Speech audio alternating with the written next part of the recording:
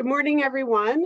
Welcome to the second training session in the three-part series on the Massachusetts Coast Flood Risk Model, also known as MC-FRM.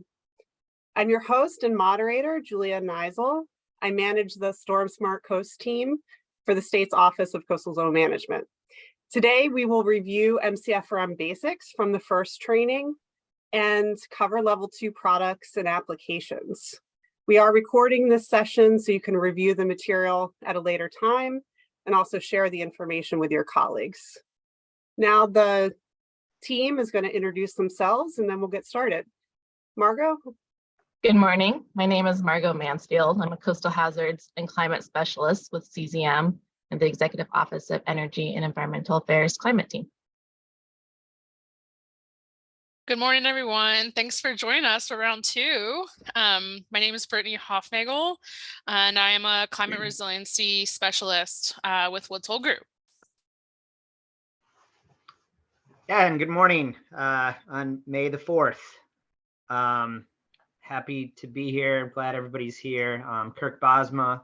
I'm a coastal engineer with Woods Hole Group and led a lot of the development of the Massachusetts Coast Flood Risk Model. So Julie, do you have any other introductions or are we just ready to go? Please get rolling. We have 2.5 hours this morning and we're looking forward to it.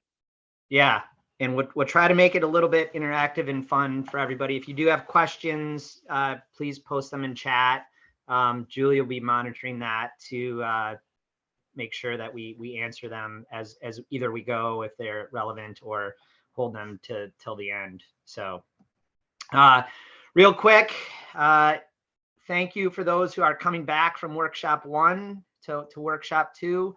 Workshop 1 basically went over a lot of the model development, how the history of the model, why did we do this as a state, where did it come from, went a little bit into the input conditions and sea level rise component that feeds into that, covered some of the advantages and limitations of the model, and then went through the level 1 or the basic data outputs, which are annual exceedance probability and depth information.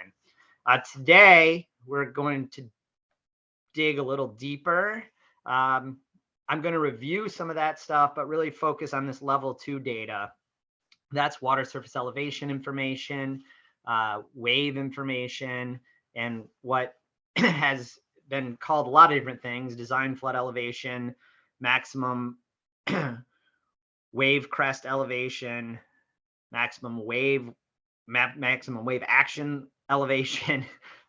So we'll cover a lot of that today in workshop 2. Also some stuff that I think has remained a little bit underutilized, which is hatching information, which comes with the level 2 data for those of you that have used some of that, just to understand that. And then we'll come back in a couple weeks and go into a little bit more technical stuff that you can get out of the model for other applications, really geared towards GIS applications and engineering type work. So today we'll go over that, brief review of workshop 1. It's actually a little bit deeper, add some more definitions, go through that outputs in the hatching zones. I'm going to spend a little bit of time comparing to other models, including FEMA maps, just so people understand how this model and the results that it produces relates to some of that stuff. And then we'll go over the Resilient MA tool as well. There's knowledge checks, if you remember from last time, kind of scattered throughout this. So be ready. Hopefully everybody pays attention and we score well on those as a group. Little bit of background again here. When this started, there's existing information out there on flooding. Here's 2 examples of that. There's the FEMA maps. There's the National Storm Surge Hazard maps, both of which really have very different purposes. FEMA is really about insurance. The Storm Surge Hazard maps really is about emergency planning. Neither of these look forward in time. They're just a present day situation. We're going to cover these in a little bit more detail in terms of comparisons later. But the key things to note is, FEMA really is a one event only, this 100-year quote unquote storm. Doesn't use dynamic modeling really in this region. It's a little bit different in region 1, which is the Northeast, compared to every other region in the US. And so, it really didn't have the elements that we needed to look forward in time. And then the National Storm Surge Hazard Map is just hurricanes, just really, really big hurricanes. Doesn't really have any level of probability that this would occur associated with it. It's worst case scenario for sure, and really is about emergency planning, evacuation, those type of things, and not really for infrastructure planning, design, because you have no idea what the probability of these types of events that you see in this map here may be. We will come back to this later when we get into some of the comparisons. The other thing that's out there that does kind of look forward in time are these sea level rise viewers. These are very good tools if you're looking at, just kind of your sunny day nuisance flooding, where you can increase your sea level to a certain amount. There's some limitations there as well. It doesn't really have nonlinear interactions of any type in it. It's just really a GIS exercise of, if the water goes above the land elevation, here's what's flood. This is NOAA's viewer here that they have. Good first order assessment of where problems might be, but it's a static flat water surface elevation, right? It gets up to, 6 feet plus 3 feet of, sea level rise. Here's what gets wet. Really has a hard time when you start getting dynamics of storm surge in there, waves, movement, wind, those type of things, because the water isn't a flat surface anymore, and it misses a lot of stuff. And just to illustrate that a little bit, we went through this last time. Here's a flat water surface elevation, a bathtub approach, if you will, of sea level rise. So say you had, your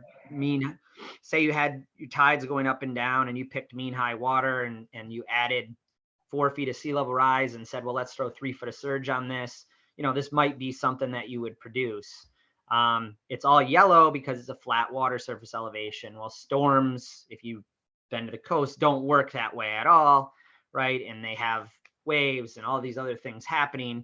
And so when we dynamically simulate a storm event that peaks at that water surface elevation of 12, we get a drastically different non-flat water surface elevation, where you have very significantly higher water levels, up to 2 feet down here, due to the fetch and the wind, and you have things happening due to dams and pumps throughout the system, which are included in the physics-based model. You don't have that flat water surface elevation. So again, there's a pretty drastic difference between what the sea level rise viewers would be showing for a storm event and what actually is happening in terms of the variable water surface elevation for a dynamic storm condition. So that led us to the development of the Massachusetts Coast Flood Risk Model, or the flood risk model approach, which has all these inputs. So we're not going to cover all that stuff again today. Please go watch the workshop 1 video for learning more about the history or the input conditions associated with the model. But at its core, it incorporates sea level rise. Everything's dynamic. The tides are going up and down. The tropical storms, extratropical storms, both included, roll through on a time basis. The model runs at sub-second intervals. The waves and storm surge and circulation and tides and winds all talk to each other. And then it does have this changing climate element in there as well, where the storm intensity and frequency of tropical cyclones is actually changing due to 4 different global climate models in the mix. And what that really does is produces a lot more output than just, am I wet or not? It gives you probabilities and durations, and we simulate thousands and thousands of events, not just one event, to get that full distribution of flood levels, flood risk throughout a geographic landscape. One input I did want to cover, because I think it's one that's kind of not well understood and gets questioned a lot, is the sea level rise projections. And this is the sea level rise projections we use here. This is an updated graphic from workshop 1, where we actually extended back to the start of the projection time frame, which happened, at a 2000 start point. In MC-FRM, just to refresh people, we actually update the sea level rise, or the mean sea level, not the sea level rise, the mean sea level to a 2008 baseline, which was a 19-year tidal epoch of the most recent data that we had at the time when we started the model. So we actually included the actual sea level rise that occurred between 2000 and 2008 into the model and did not rely on projections. That dotted line is the monthly observed average, and you can see it goes up and down quite a bit. And so, when they really started looking at this initially, if you went to like about 2010, the actual sea level rise was outpacing even the high rate that was being projected. Over the last 10 years or so, we've seen a little bit of a dip in that. Again, it's highly variable, and so it depends what happens going forward, which is why it's so important just to monitor and continue to understand that these are planning level data to utilize. What data from sea level rise did we use in MC-FRM? Well, we used the high scenario. That was what was selected across the state. This wasn't a decision that we made specifically at Woods Hole Group per se. It was a joint decision across the state. And you can see there the sea level rise time steps that we look at, up to 1.3 feet, up to 2.5 feet by 2050. And that gives you these levels that basically are not to be exceeded, or on the probabilistic scale of sea level rise, have a 99.5% chance of not being exceeded. So they're certainly higher on the scale of sea level rise, but you can also look at different sea level rise scenarios and use that. So 2.5 in 2050 is very similar to the 2.4 in 2070. So results can be shifted kind of on that time scale level a little bit, depending on what curve you want to follow. And I think ultimately one of the reasons why, the high was selected to be used is kind of the basis is you don't really want to get caught with your pants down. You can always go to those lower curves, but you can't necessarily go higher. And if you take the ice instability into the mix and you look at where that red arrow is under IRCP 4.5, which is kind of that intermediate scenario for emissions, it's really a coin flip whether it be higher or lower than that. It's a 50% probability level. So if we were planning for that green level, there's a 50% chance it could be lower, or a 50% chance it could be higher. So we wanted to be, I think, as a state, somewhere where is looking at what could potentially happen and be able to understand that and plan for that. So these are the sea level rise projections. The blue curve is what's followed in MC-FRM. That's what's input into MC-FRM, but you can obviously shift that on that time scale. So what makes this approach a little bit unique? We covered this last time. I'm not going to spend tons of time on this, but it's very, very high resolution. Again, it's a hydrodynamics physics-based approach to looking at flow of water that includes things like run-up and overtopping and the time that it actually takes water to move places. It includes nonlinear effects. So as the water gets deeper, the waves actually increase. The tidal levels change based on increasing of a estuary basin because the geography of it's changed or the inlet's gotten bigger. We do include high priority tidal structure flow in there. We have the dams in the model. All the major coastal structures are in the model. Culverts and bridges aren't in Massachusetts. It's one thing to know. We are adding that in New Hampshire and Maine. I mentioned that changing climate. Everything we did was calibrated and validated the best we could do, specifically for water level and waves. The model was calibrated and validated. It's a little bit trickier to validate to run up and overtopping processes. We looked at information the best we could in terms of high watermark information.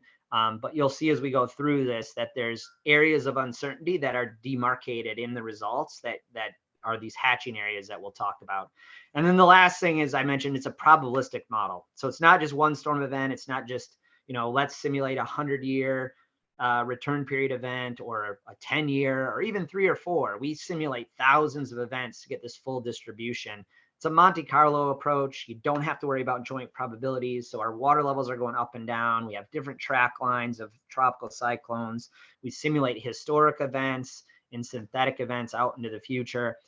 All the nor'easters that we've experienced, there's about 300 or so nor'easters in the model Those are all included. Those we do not increase intensity and frequency with time, whereas the tropical cyclones do have increasing intensity and frequency. Just real quick limitations. Our sea level rise is not probabilistic, although the data itself is probabilistic. We still right now are just picking a single value for each time era that we're looking at. I mentioned it doesn't have the culverts and crossings built in Massachusetts. Digital elevation model is fixed, so it doesn't include geomorphic change. What does that mean? If you get a big storm and something erodes, and obviously the landscape looks different in 2050 than it does today because of ongoing erosion, that's not built into our model. So we use whatever the current landscape looks like today, and that's fixed in time. It's high resolution, but it's not micro resolution. What I mean by that is we do get down to levels that are, about 10 feet or so. But if you have a steep grade or increase or really sharp change in elevation, we don't get down to that level where in every specific location, if there's a hill that changes in a 15-foot section, we might have a 30-foot resolution there, and you can't pick up that level of variation. So the actual edge of some of the lines isn't perfect. Buildings are not included explicitly. They are included as frictional elements, and we do have submodels, as you can see in this picture here, that actually does include the buildings in the model. So when we need to look at flow around buildings or through streets, there's a submodel that we can put in to MC-FRM to handle that, but we can't include every single building in Massachusetts in the regional model. It just would take forever to run. And this thing already takes forever to run, even on our supercomputers. And then there's no precipitation-based flooding. That's a big kind of thing that needs to be stated. This is a coastal model. It's based on coastal-based flooding, so it's saltwater. We do have rivers in it, river discharges in the model, but precipitation is not directly included in the model. All right. So what do we get out of products? Last time we talked about level 1 data. That's annual exceedance probabilities. It gives you depths at 3 specific annual exceedance probability levels. And when I say annual exceedance probability levels, sometimes you'll see coastal or annual coastal flood exceedance probabilities. Those are kind of one and the same. Because we're talking about coastal flooding, sometimes we call it annual coastal flood exceedance probability, but we're generally going to use annual exceedance probabilities throughout here. So we have those depths at the 1%, 0.5, and 0.1 AEP levels. Those data are provided in ArcGIS compatible data on a town-by-town basis. Go back to the first workshop recording, and you can see where you can access those data. Those are generally readily publicly available. Level 2 data, which is what we're talking about today, covers exposure data. That's the extent of flooding. It has water surface elevation data, which is the still water elevation, maximum wave heights, tidal datums. This design flood elevation has a couple of different mean high water shorelines at both present day and 2030. Those are ArcGIS compatible as well. They're rasters or geodatabases, but those are available more on a regional basis as opposed to town by town. We just had to chunk it out a little bit different. It's a massive amount of data, as you'll see, and we'll get into. And then level 3 data we'll talk about in workshop 3. That gets into some more of the engineering-based information that might be useful. So a little bit of data exploration with level 1, just how it's being used. Here's a project siting example that I think is useful. This black outlined area is Mass DOT Fuel Depot Complex. What we're looking at here is the probability or the annual exceedance probability levels. So that light green is a 1% or 100-year return period water surface elevation, not a storm per se, because it's the distribution of thousands and thousands of storms to get that 1% water level. And you can see here, this was an area that Mass DOT was considering making their primary District 6 maintenance facility. It was in a FEMA flood zone as well, and the engineer working on the project was kind of looking for what do we do and how do we handle this. And we pulled up our kind of our present day results here, and you can see where the flood risks were kind of coming from and how deep it was. We pulled the 1% inundation depth. It wasn't horrible. You could still get there down Granite Avenue here in Milton, right next to I-93. It was about a half a foot of water or so. was coming in from a couple different locations. The engineers thought they could handle this, no problem. Residence time, because we could pull that out because the time variable model was about 7.3 hours. But one of the people at Mass DOT said, well, wait a minute, we want this facility to last at least 75 years. What happens just even, you know, in the 2030 projections? Well, the risk levels changed pretty drastically. Went up to a 20% risk level. So instead of once every 100-year type risk level on a majority of the site, it was one every 5-year type level that they'd expect to see water. And the depths associated with that 1% AEP water surface elevation were more around the 1.5 foot level, and you might have trouble getting there during the height of the storm as Granite Avenue was flooded. And so as a District 6, which is Boston's maintenance facility, where you might need to get your plows out in the middle of the storm to service the roads, people might not be able to get there or get out. You'd have flooding risk. And so they were about halfway through the project and decided this wasn't the right location, wasn't the right site to make their primary District 6 facility here. So they nixed the project about halfway through and are changed to a different location that was not in the same level of flood risk. Oh, in a 10-hour, it was going to be wet for about 10 hours during the height of the storm. Not ideal. Another just level 1 data assessment, really simple stuff. Looking at these AEP levels can be very, very useful. So this is in Hingham. There's a Mill Street pump station there. It's a sewer station for pumping. They found that it had flooded in the past. It was in a pretty high risk zone, about a 5% risk level present day. So once every 20 years or so. And so we could pull the water surface elevations, which starts to get into level 2 data a little bit, for both 2030 and then in 2070. And you can see the risk level at the black line, which is the floor elevation of the facility, went from that 5% exceedance up to 50%. So every other year by 2070 was expected to hit. And at 1% level was about 10.3 feet NAVD 88 in 2030. So they just use this simply not to move the building, not to do anything major, but just basically raise up all of the electrical stuff in the building to an elevation. I think they went up to around 12.5, which gave them a lot of safety level in terms of where the water levels were going to be, and projected out to about a 1% or so, or 2% 50-year level in 2070. Just really simple use of the data. Flood pathways you can pull from the level 1 data, just looking at annual exceedance probability. This is the Callahan Tunnel in East Boston. You can see here, just looking at the results, if you look at the shades here of probability, the blue is a higher probability, the darker blue is a higher probability level than the lighter blue, but you can track based on where those probabilities go, how water might get to a specific location. This is helpful because it can identify maybe a flood pathway entry location that work should be done at that entry location as opposed at the asset itself. And this was kind of the predecessor to a lot of the Climate Ready Boston work in East Boston, near the Greenway. That was one of the major flood pathways for the area. Here's just another example using level 1 data.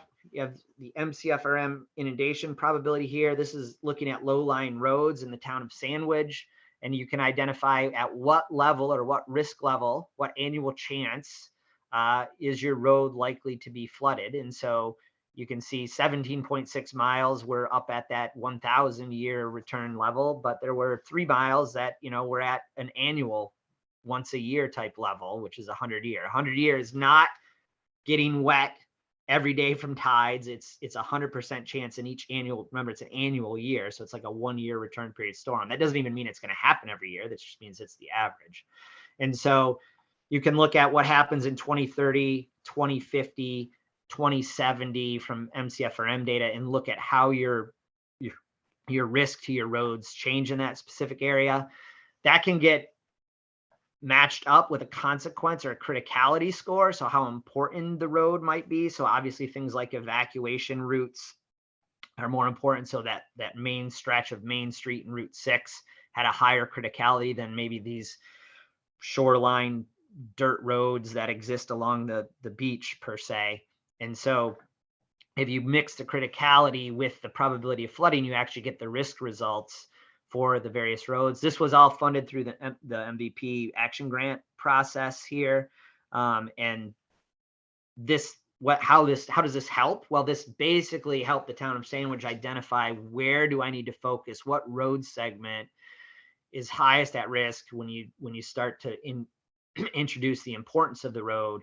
And this allows you to basically cost effectively and temporally step through your adaptations, which is a big benefit of the full distribution of probability. Because if you just look at results that show, hey, it's a 100-year storm and everything is wet, you really don't know where to start. And this really helps people identify what actions to take and when they might need to take them. A lot of this stuff, again, is projected out in the future. And I think one of the things that people get stuck with is trying to address everything for a 2070 level, or, some certain storm event that might exist.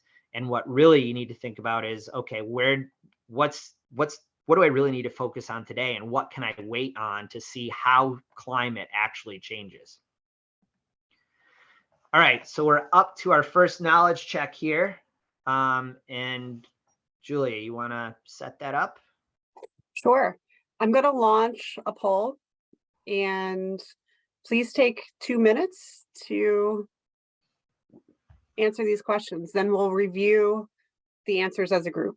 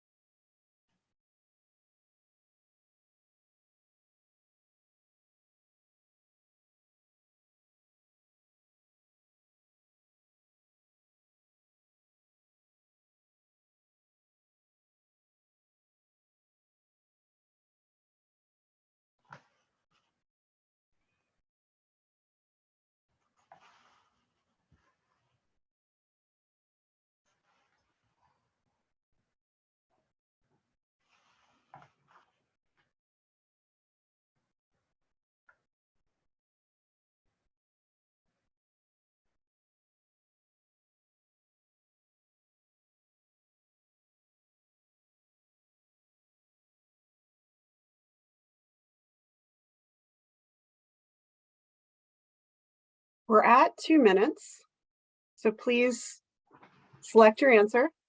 I'm going to end the poll.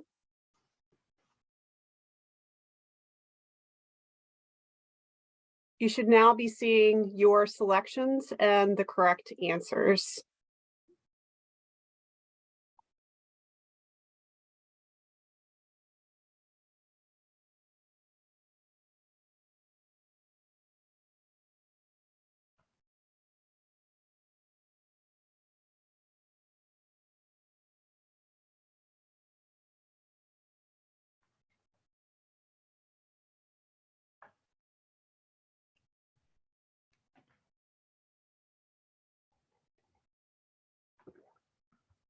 Just give me a moment to show the results to everyone as a group.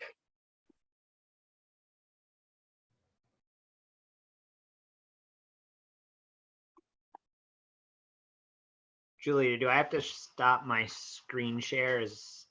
Are people seeing it okay? Everyone should be seeing my screen now. So knowledge check one, question number one was a true or false question, and 95% of respondents answered correctly. MC-FRM does include the interaction of waves and storm surge. Moving on to question number two. Let's see. We had 90, well, the majority of you got all three selections, which is the correct answer.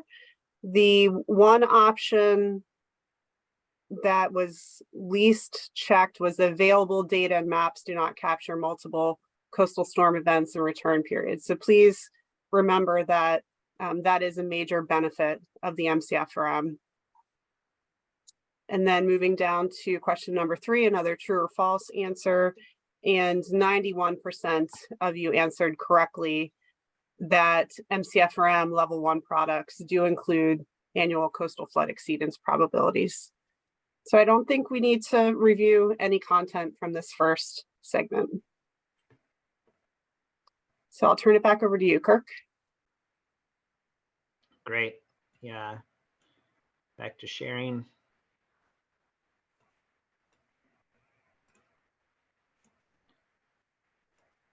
You see my screen?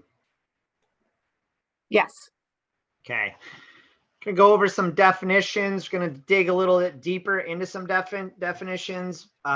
There's been a fair amount of confusion based on people I've talked to that have requested and or have been utilizing the data on some of this stuff. So some of it we covered last time, but I think we're gonna need to do a refresher and go a little deeper as well. So first, just storm surge. It's a, an abnormal increase in the sea level caused by a storm event, basically winds and low pressure way offshore. And as you get near the coastline, derive that, it essentially piles up against the shallower water as it gets closer and closer. And pressure is primarily the dominant factor, or I'm sorry, pressure is the smallest amount of the factor. Wind is really the dominant factor in that process.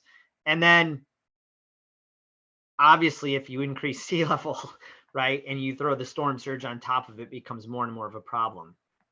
But some of the things that we see that people are getting incorrect are the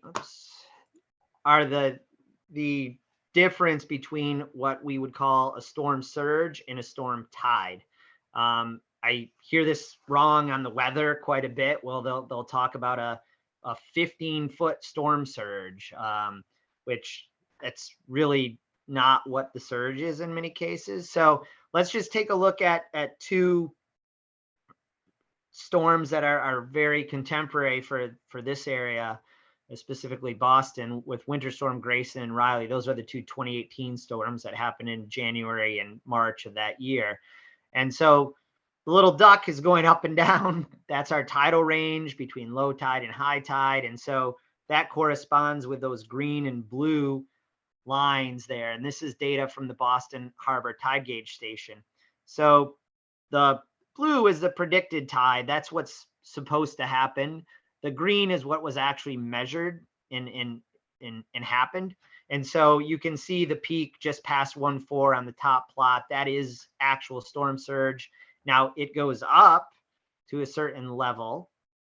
And that purple line that I just threw on the two figures is the difference between the predicted and the observed. So that's what we sometimes call the residual water level, or essentially the non-predicted or non-deterministic water level. So that increase or change in that peak is caused by that pressure and wind, primarily of that storm event.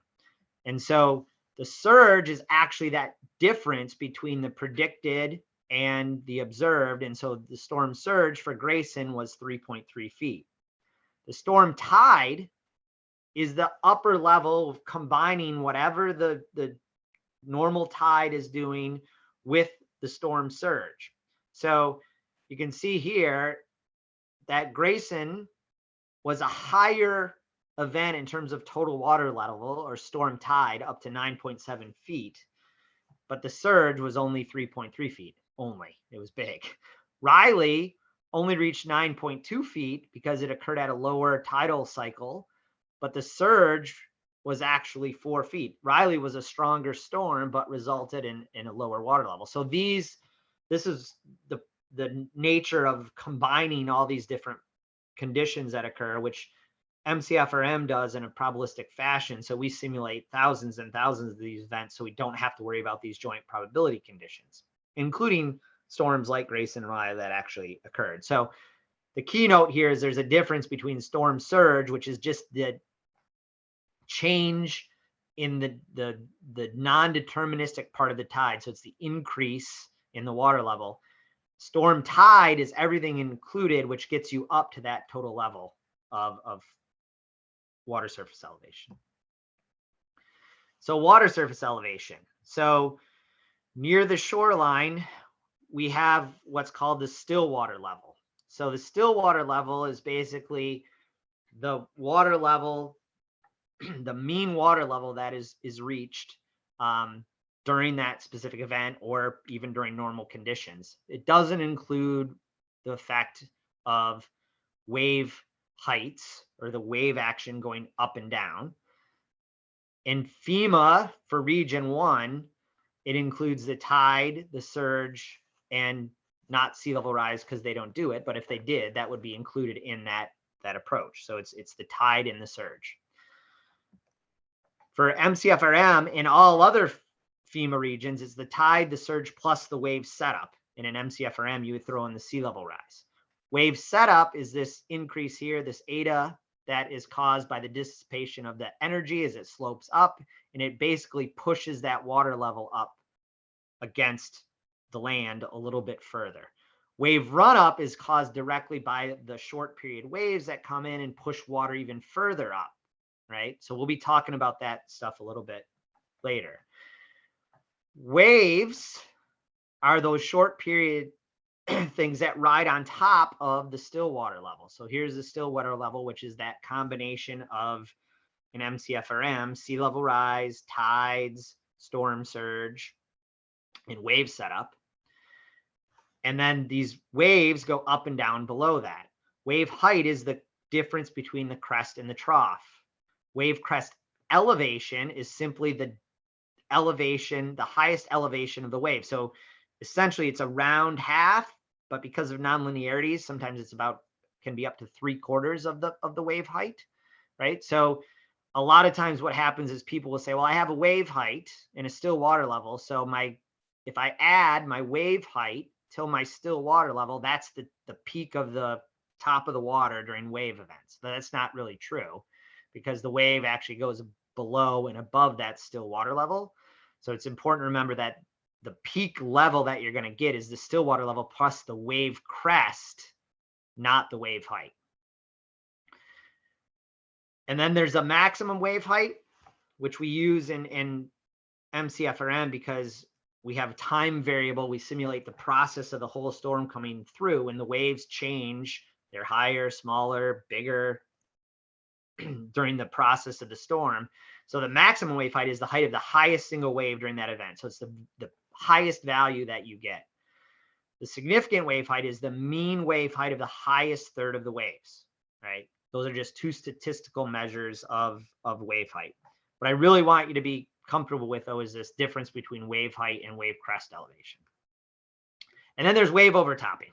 So there's that run up that we looked at before, and that can happen on a natural beach, can happen on a seawall, can happen on anything. And then there's wave overtopping, which basically is water getting thrown over either a structure, can happen against natural features as well, although those tend to erode. But it's the volume of water that you're throwing over that. Why is that important? Because if you don't have the still water elevation or even the wave crest elevation going over the top of a structure, it would say that there's no flooding.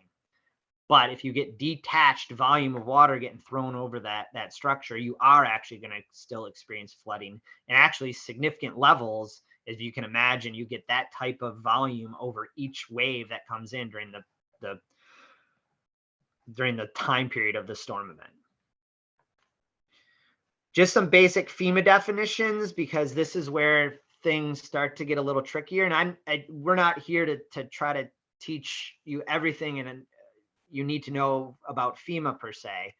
But one of the key terms that they use is called the base flood elevation, or the BFE. And those are those little values that you can see like on the map here, where it says, you have a certain zone and then you have an elevation 12 or elevation 13. Well, that's basically the elevation of the water that is in that zone in terms of the way FEMA does their analysis, right? And that is for one specific event, what they call this 1% chance. And that's comparable to a 1% AEP, although it's not the same, because our AEP values are based on thousands and thousands of conditions, and a storm might move faster or slower, have a higher peak. Just like Grayson and Riley, every storm is a little bit different in how it behaves and how it performs. This is just based on one kind of storm that doesn't have a time component with it, right? It's just the water level reached this, and that's what it is. So that base flood elevation for FEMA is that still water level. In region 1, they add this analytical wave setup, so it's not numerically calculated, which we'll get back to later. And then it includes wave effects, things like run up and so on and so forth.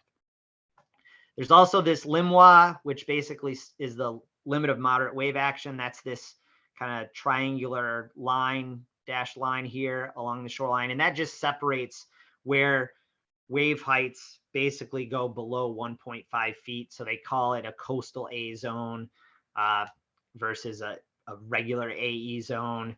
And that just means waves are between, 1.5 to 3 feet. If you go over 3 foot of wave heights in FEMA's world, then you're in a high velocity zone. That's a VE zone. Not so worried about the zones, but I do want you to understand this BFE, which is the still water plus the analytical wave setup plus wave effects.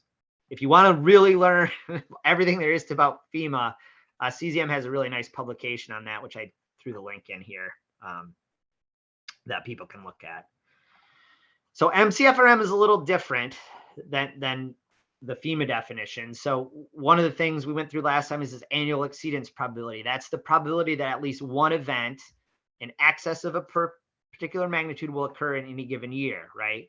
And so for this application, it's an annual coastal flood exceedance probability, right? You can have annual exceedance probabilities for rainfall and things like that as well. And that recurrence interval is just the inverse of the annual exceedance probability. So 100-year return period interval or recurrence interval is that 1% AEP. I also threw up this whole idea of cumulative probability because I think some people think, well, it's a 1% chance, so we don't have to worry about that. That's a very low probability. But if you take that over a period of time, that 1% annual probability over a 10-year period, right, is actually 9.6.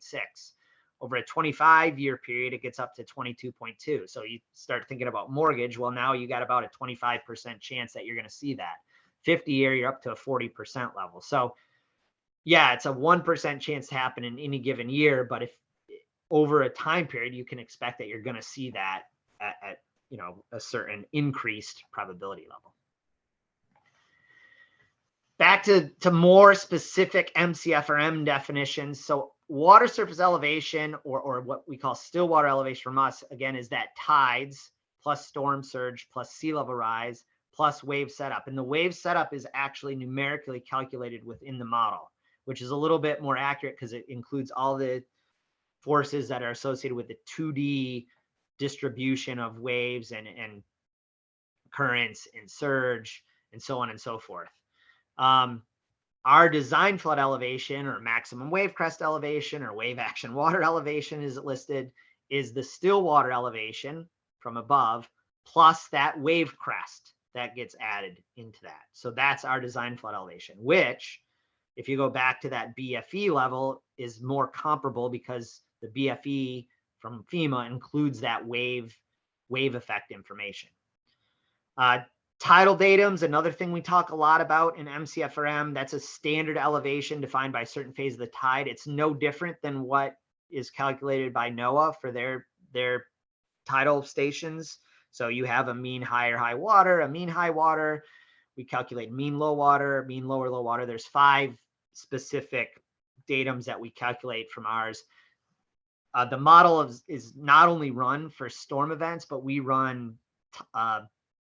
30 plus days. I think it's like 60 days plus of tidal, just normal tides throughout the entire Atlantic Ocean to basically define what our tides look like, not only today geospatially, but in 2030, 2050, 2070 with those sea level rise. And it's not just a linear increase. So if mean high water was 6 and the sea level rise was 1 foot, that doesn't mean mean high water is going to be 7, because there's nonlinear effects that happen due to the changes in the geography of the landscape and the deeper water that you experience. And then hatching zones, which we'll get into in a little bit later today, those are areas of higher uncertainty in our model results, right? So no model is perfect. We're not saying MC-FRM is perfect by any stretch. And there's certainly areas that we say we don't know and have a little bit higher level uncertainty related to things like wave run up and overtopping, related to thin layer of flooding due to wind effects, relative to the changes in the way that estuary may react or interact with a culvert or a bridge, for example. All right, so I'm gonna pound on this a little bit more just because, you know, there's a lot of people that are trying to compare FEMA to MC-FRM in a lot of different ways, and we'll talk about later today why that's not a good idea, and for a whole different bunch of reasons. But, you know, the first thing people do is they take the still water elevation from MC-FRM and try to compare that to the base flood elevation. Those are 2 completely different things, because still water elevation in both FEMA and MC-FRM don't include wave effects. You can't really get still water elevation from FEMA. You'd have to dig for it. It's not on their maps, but all that is their tides plus their surge. And that's just for a single event. Still water elevation from MC-FRM includes a lot more, including wave setup. And that it's based on a full distribution of thousands and thousands of storm events to get that 1% level. You think of it as that, you know, Grayson and Riley, you know, they were kind of similar levels of storms, but resulted in completely different spatial distributions of where flooding might occur. And so if you just have a single event, it's going to be different than if you have that full distribution. And certainly if you include wave setup, it's going to be a different thing. The base flood elevation for FEMA adds that wave setup or wave effects and also that wave setup. So the BFE is closer to what our design flood elevation is, which is that wave action water elevation, which includes that wave effects. It is a full distribution, and I still don't think they're comparable because the wave setup is drastically different the way they do that, as well as a whole bunch of other things we'll get into. But certainly the still water elevation from MC-FRM cannot be compared to a BFE at any level. They're just 2 completely different things. So if you compare the still water elevation from MC-FRM to a still water in FEMA, you're probably going to be a lot closer than if you try to compare a base flood elevation, which has all the wave information into it, to a still water elevation from MC-FRM.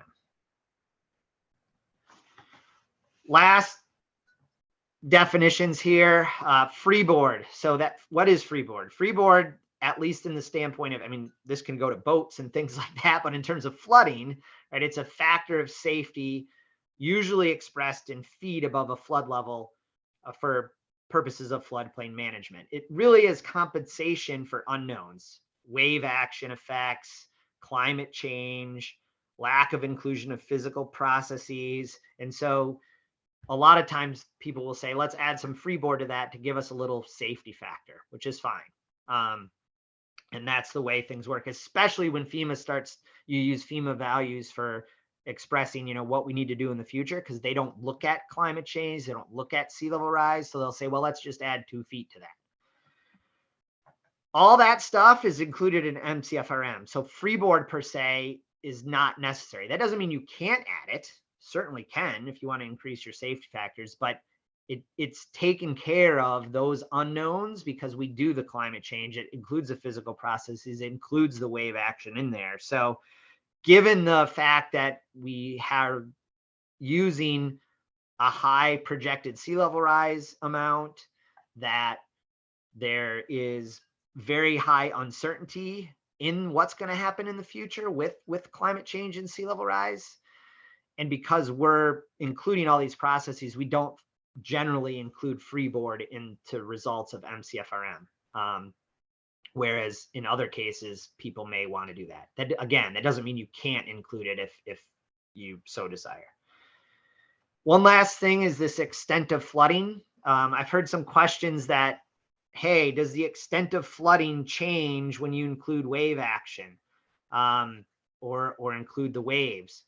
Well, remember, the model results and where the water gets pushed to in a physics basis in MC-FRM includes that interaction of waves, currents, winds, all that stuff is happening, and they're talking to each other as the water moves around. So the extent includes the effects of waves, right? It includes where the waves will push things, where run up and overtopping is going to move the water. So the extent, whether you're looking at a still water surface elevation or a water surface elevation, or the maximum wave crest elevation, is the same extent.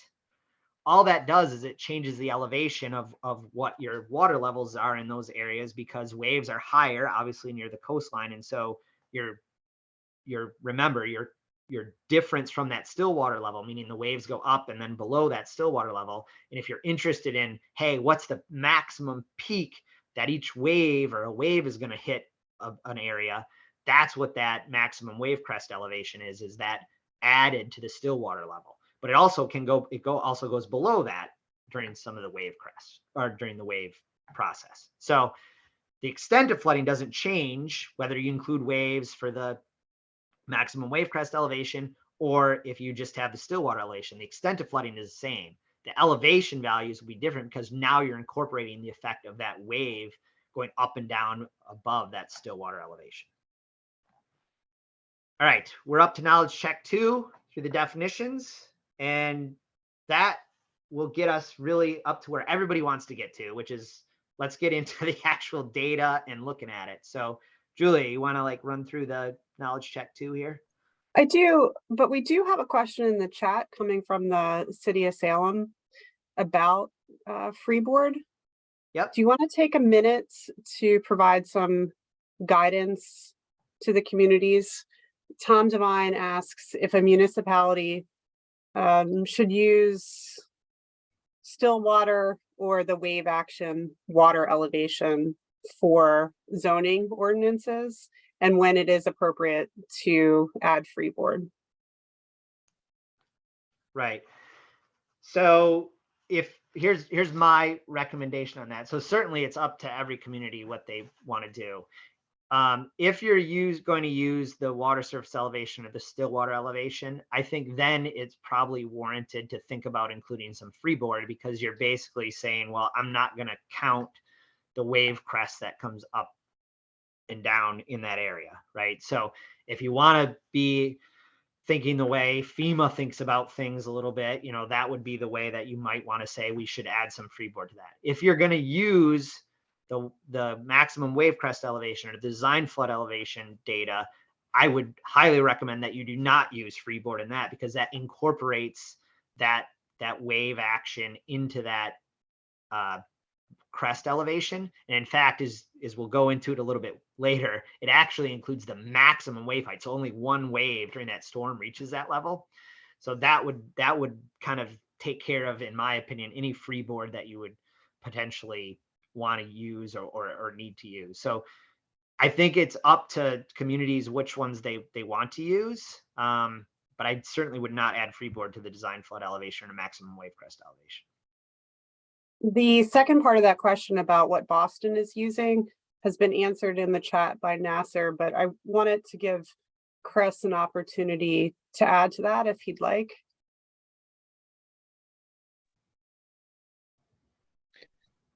Thanks, Julie. Yeah, as part of our coastal flood zoning overlay, yeah, we've been using the still water from the Boston Harbor flood risk model. I think that's correct, Kirk. And then I think Woods Hole had advised that we do incorporate freeboard on top of that for zoning purposes. So we have 2 feet of freeboard for residential and sensitive uses, and then 1 foot for commercial and all other uses. So that's a standard we've been utilizing. We've not updated anything to Mass Coastal as of yet.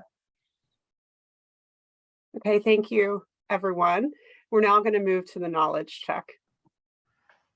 I'm going to launch the poll. Please take 2 minutes to answer our questions.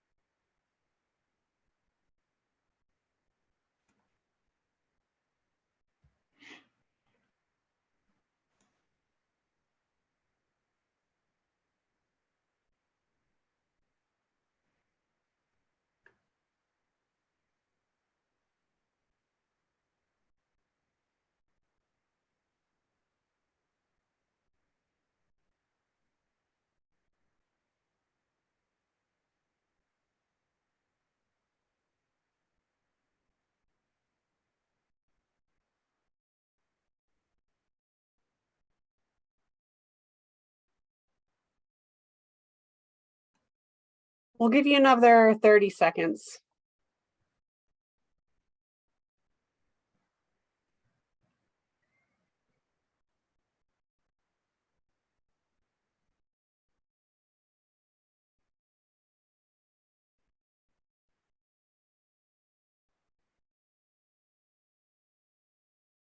Okay, it looks like everyone that's going to answer has. So I'm going to end the poll and you should see your responses.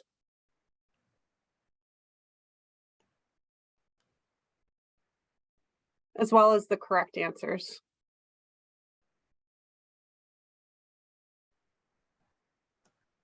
And now I'm going to go ahead and share the collective responses to the group. Just give me one moment.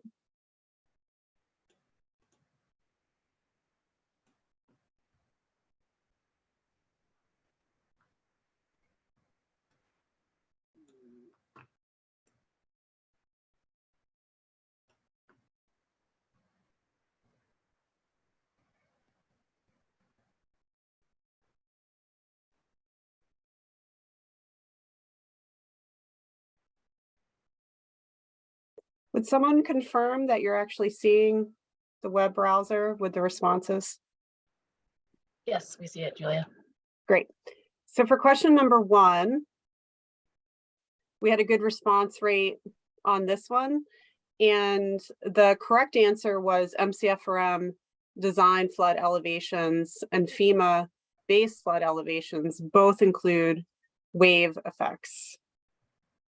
So we only got a little over half of people responding correctly on that one. So that is something that you all might want to review and think about. So for the second question, we had a true or false question about freeboard. And 97% of you answered correctly that it's not necessary to add freeboard to MC-FRM results. However, as we discussed, it is an optional added level of protection that you could encourage. Number 3, another true or false question. The correct answer was true, just 60% answered correctly on that one. So might want to review that. And then question number 4, the answer was false. Again, not a high correct answer rate on this one, 59%. So Kirk, I don't know if you want to bring up the slide that shows the wave heights relative to the still water again, just to reinforce that material. Yep. So that last question,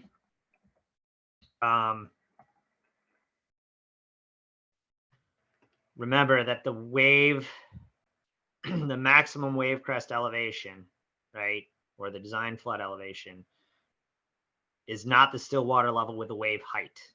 It's the still water level with a wave crest, right? So the question was, you add the wave height to the still water level. What would that do? That would basically include this distance from the trough. So you'd take this entire wave height, which is the distance between the crest and the trough and the crest, and add that to the still water level. That would mean you'd put your actual wave crest somewhere much higher than what actually occurs, because you're including the trough above the still water level.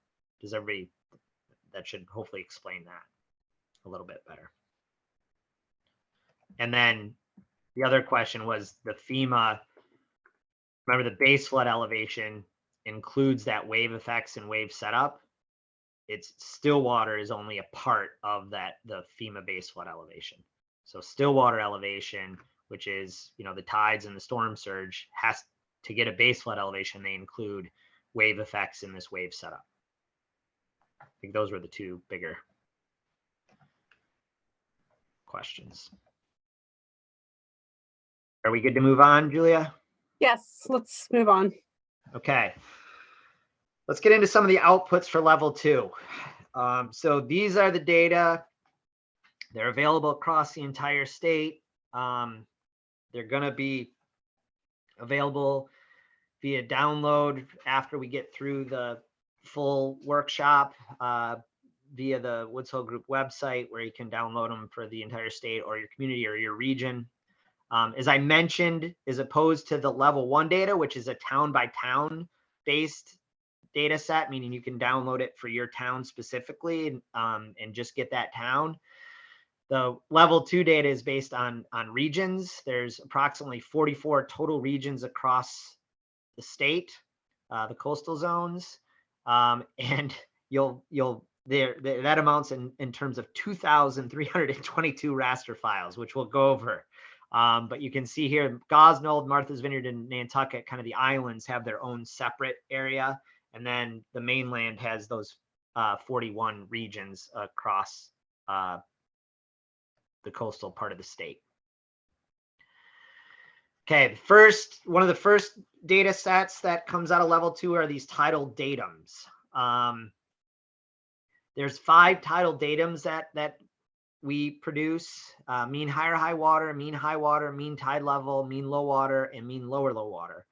We provide those values in 2030, 2050, 2070. We don't provide any present day value, because you can use NOAA to get that present day value kind of across the state. Although we provide it geospatially everywhere, not just at the 3 NOAA tidal stations in Boston, Woods Hole, and Nantucket. I think one of the biggest misconceptions of what the tidal datum information is that people think it's a mapped value of where the water goes. It does not map the water of the extent of tidal flooding. It is a datum or a value. So mean high water is X, in this case, in this example, 6.7. or 6.8. And it's divided along the coastline of the entire state. And if you are in this, along this shoreline extent, that is the tidal datum you can use in 2030, 2050, 2070. It's rounded to the nearest tenth of a foot. It's in NAVD 88 English units. And the most important thing to know is there's these special hatched areas. What those are is areas of uncertainty in the model where we recommend that you probably can't directly use the data, or you need to take caution or care when applying that data, because there is either a restriction that or a culvert that might not be adequately represented in the model. So the model does a really good job of natural inlets. The shape and orientation of those are built in there. But if there's a culvert or a bridge that might somehow attenuate flow or restrict flow, there's uncertainty that comes into the flooding extent. Now, when the water goes over it, right, goes over the culvert during storm events, there's a lot less uncertainty because now you just have water. The culverts doesn't matter anymore. Water's coming over the land in massive amounts of volume, and what goes through the culvert is kind of inconsequential because it's already flooded everywhere. But for normal tides, these areas are important. So when you're in a hatch zone, you might need to go and collect some tide data to understand what the attenuation might be. However, this is a big difference in terms of having just tidal benchmarks at 3 locations across the whole state. Now you're getting them accurately, you know, for future conditions, at least geospatially everywhere. So you can see, like, for example, that green zone, you would apply a certain value from here. The yellow is another, you know, value. If you're on the outside edge, the orange is another value. And so these data, this is how these data work. They're values. They're not extents of flooding of normal tidal conditions. You can make those from these in a bathtub type approach because you don't have the dynamics necessarily of a storm, which is why sea level rise viewers for bathtub approaches kind of work typically a little bit better. But this gives you future tidal datums to look at across the entire state.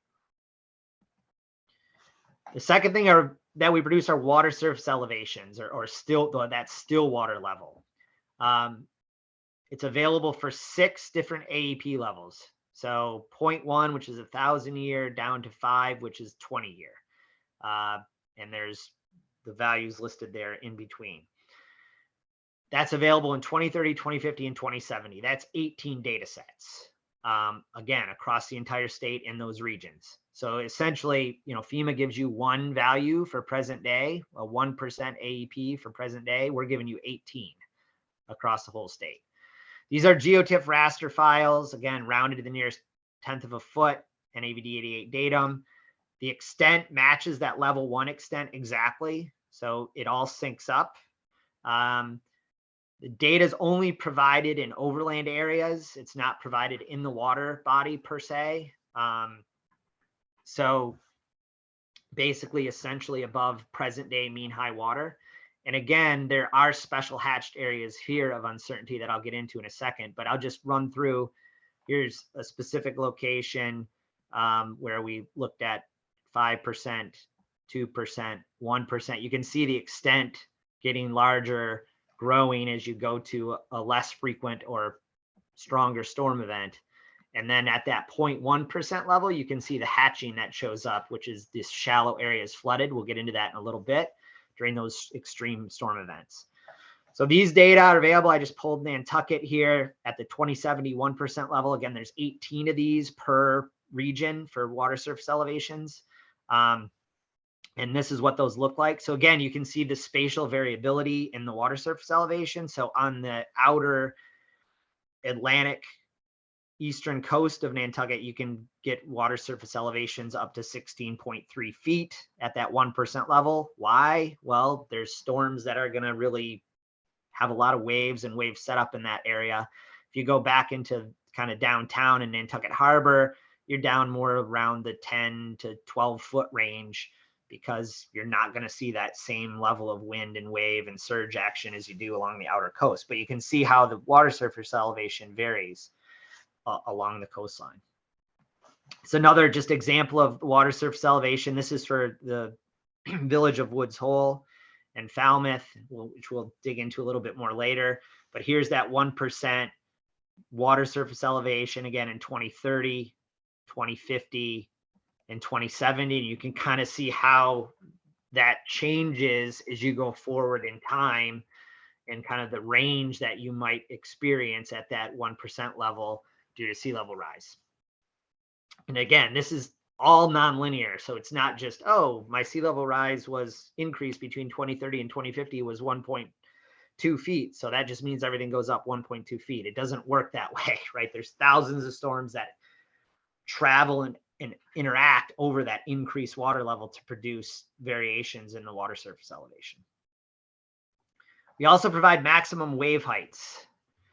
I think it's important to know that they're maximum wave heights. That's that single highest event. We can produce significant wave heights too. We can tell people how to produce significant wave heights. Why maximum? Well, when we were originally developing this, that was what was required per Federal Highways Administration HEC 25 guidance for bridges. And that was one of the primary drivers for that. So wave height data right now, if you look at it, is that single maximum. That gives you a high level of value. You can reduce that to significant, which is much more commonly used for design conditions. But if you have a critical structure that you absolutely don't want to get wet for whatever reason, even during the one single wave that might come through during that storm event, that's what these data provide. Again, there's 6 AEP levels, again, another 18 data sets. They have to be calculated independently from the water levels. So the waves are a different thing. So we have to look at the distribution of all the wave events from the thousands of storm events to produce wave height distribution. So you get a 1% wave condition. That doesn't necessarily mean it's going to occur with a 1% floodwater elevation, but you actually have those different combinations that you can look at if necessary or so desired. These data do include all the water bodies. We wanted to give you the wave information in the water bodies and in the ocean. We thought that was valuable. They're again geotiff rasters, and they also do have these special hatched areas, which we'll get into in a second. But you can see here, I'm stepping through all the AEP levels of waves, and then you can see that those hatching areas come in where you have uncertainty. And we'll talk about that again in a second.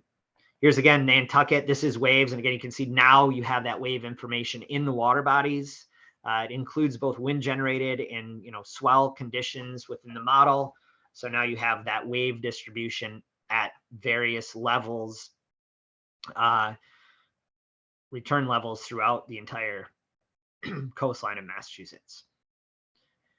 The last thing is this design flood elevations or wave action water elevation. This is the last major data set. I'm not going to talk about the shoreline files today or the extent of flooding. Those are pretty simple. What this is then that combination of that still water elevation, water surface elevation with the wave crest, not the wave height. And so I've said very explicitly what it does, how it's calculated here, which is the water surface elevation plus that wave crest elevation, which is about 0.75 times that maximum wave data that we were just looking at. So you put those together and now you get this wave action water elevation. So that includes your flood level plus the action of that wave that goes above and below that still water level. Again, these are just provided in that overland area. No freeboard is added. And there are those special hatched areas, again, that exist in that data set. Let's talk about these hatching zones, because I think this is the thing that people don't understand more than anything. They are included with every level 2 data set, and these identify areas of uncertainty in the model. There's 3 types. If you are a GIS person and you load in the raster data, you're going to get, for water surface elevation or still water elevation, you're going to get a bunch of values or numbers that make hopefully sense, right? They're 10s and 9s and 8s and 12s, and that's where your water surface elevation is. You are also going to see pop up 9999s, 9997s, and 9998s in your data set. All that indicates is It's not an error. It's not a problem. It just indicates that those are special zones where there's uncertainty. And there's 3 of them that exist in the data set. One of them is this dynamic landform areas. So these are areas where the geomorphology changes, is extremely dynamic. And if we modeled it, it probably isn't it that it doesn't even look like that anymore. So Monomoy Island is the perfect example of that. And you can see even from the time period, this is a 2021 aerial. When we started the model in 2016, this is the location that we had for kind of the shoreline of that area. And it's already changed since then. So we don't provide data in here because it's just too uncertain what the data might be. So these are very few and far between. In fact, I think Monomoy might be the only location where this actually is this dynamic.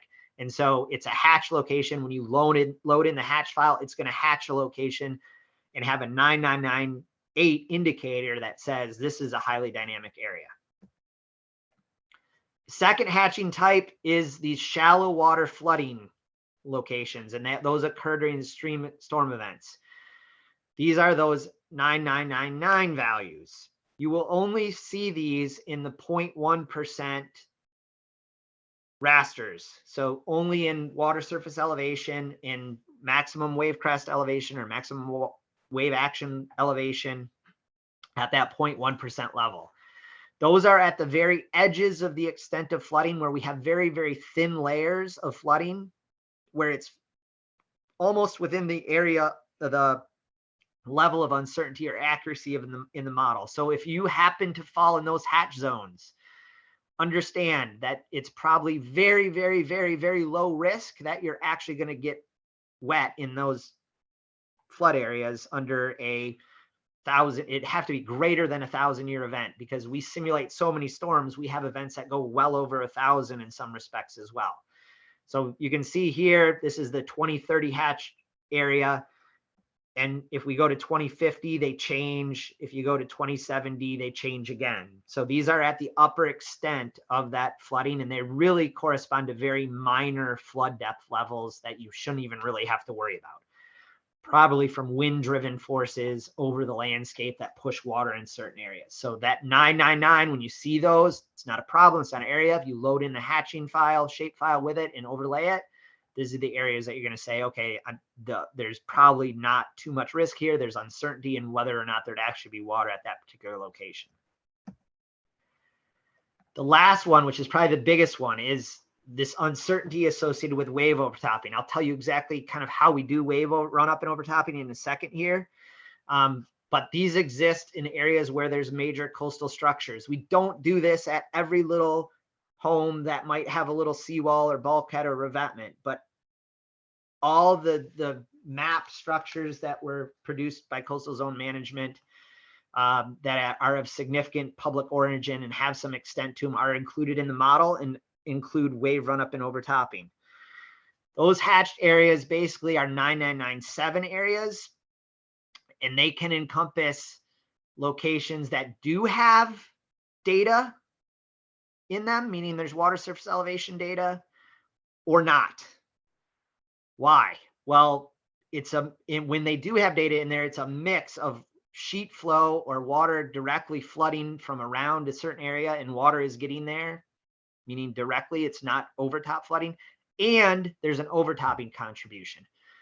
So those two together will give you the data, your elevation there, but we want you to understand that there's uncertainty associated with that because there's also an overtopping contribution.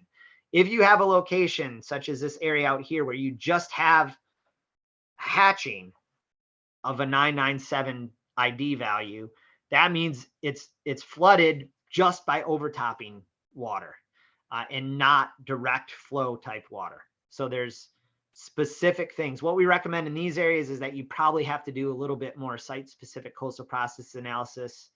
Our model does that numerically, but because you might have specific better information at that seawall location, at that revetment location, these are areas that you might need to take a little bit more caution with. How do we do run up and overtopping? It's pretty intense. We calculate time variably for every storm we run at every location, at every time step through the model, the volume of water that's coming over these coastal structures. And then that gets integrated into the flow of that volume through the domain. So I threw up Hull here because it's the Nantasket DCR seawall is there. And if I pull up flooding that would occur without any overtopping, this is what you get in this right-hand figure. So this is a present day, 100-year, just a single event that I pulled. And you can see it doesn't really show any flooding. We all know that's not true. It's flooding from the backside, but it's not getting direct flow over the top of the seawall because the seawall is high enough to stop that still water level and the crest of the wave. But we know overtopping occurs. If I include our overtopping module into the run, now I get this type of flooding that occurs because water is coming over seawalls that we have identified in there, and it calculates that volume throughout the passage of the entire storm. Now, during the peak of the storm, you get more volume. During the lower parts of the storm, you might get less volume, and this is where the water goes. These are hard to calibrate, which is why we have the uncertainty in there. We did look at some data that we do have available to check certain areas for run up and overtopping, but this is basically how that process happens. And we've done a number of tests in this area and a couple other locations where we looked at, well, what if we put a beach nourishment out in front? How does that break the wave energy? Does that make sense? And so you can see here, we run certain storms and say we get this volume of water over the seawall during a 200-year return period event present day. But if we put a beach nourishment out in front and we break the wave energy sooner, we can stop that overtopping from occurring. So on and so forth, where we're looking at, do these processes of run up and overtopping make sense? Regardless, we still have these areas of hatching for uncertainty. And so, for example, this is Marshfield. You can see here, this is a 20-30 thousand-year condition here. This whole area here, our run up and overtopping model is producing water that flows in here. Some of it flows back into the ocean. Some of it gets pushed inward a little bit. But we don't provide a water surface elevation because it's just based on overtopping volumes only. This flooding all back here coming from the marsh side and the back side, you do have a water surface elevation value, and you also have contributions from potential overtopping volume. And so it's hatched, but we also give you a value in those locations. And that then changes. You can look at 2050, and by the time you get to 2070, you can see the front side. Now you have direct flow over that seawall, meaning the still water elevation with wave crest got high enough to push the water directly over it, and you still have overtopping, because during the start of the storm, you might have a lower water level where you do have overtopping occurring. You get to the crest of it, it goes over to the top of the wall, it comes back down, it doesn't go over. But essentially, we're identifying locations where we're getting influences from wave overtopping in these hatching zone, and that's helping give you some idea of where their uncertainty is associated with that overtopping contribution. All right, we're up to knowledge check 3. So that's hatching data. Not a lot of people knew about that. We do provide it when we submit level 2 data. It will be available. It is a shape file that comes with all the level 2 data going forward. So just be aware that's something you need to integrate into your level 2 data when you're looking at them. All right, Julia. Thanks, Kirk. We're going to launch the poll.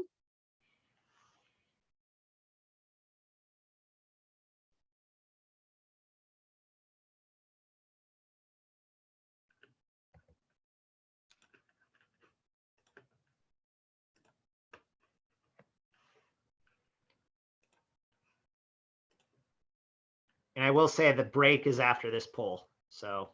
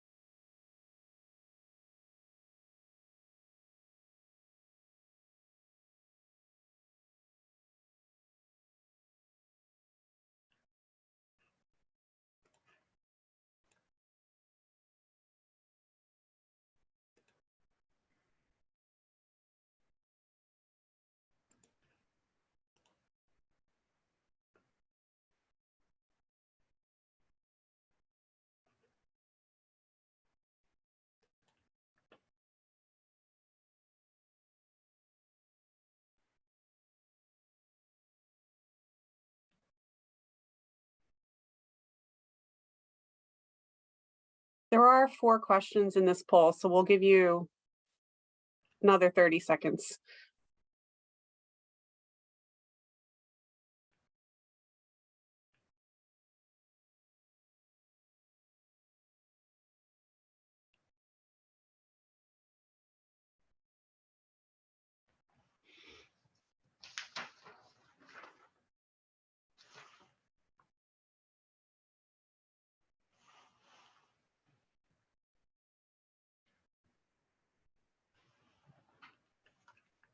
Okay. I'm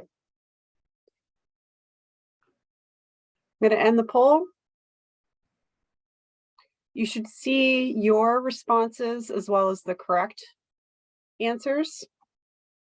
Give you a moment with that, and then we'll look at our collective responses.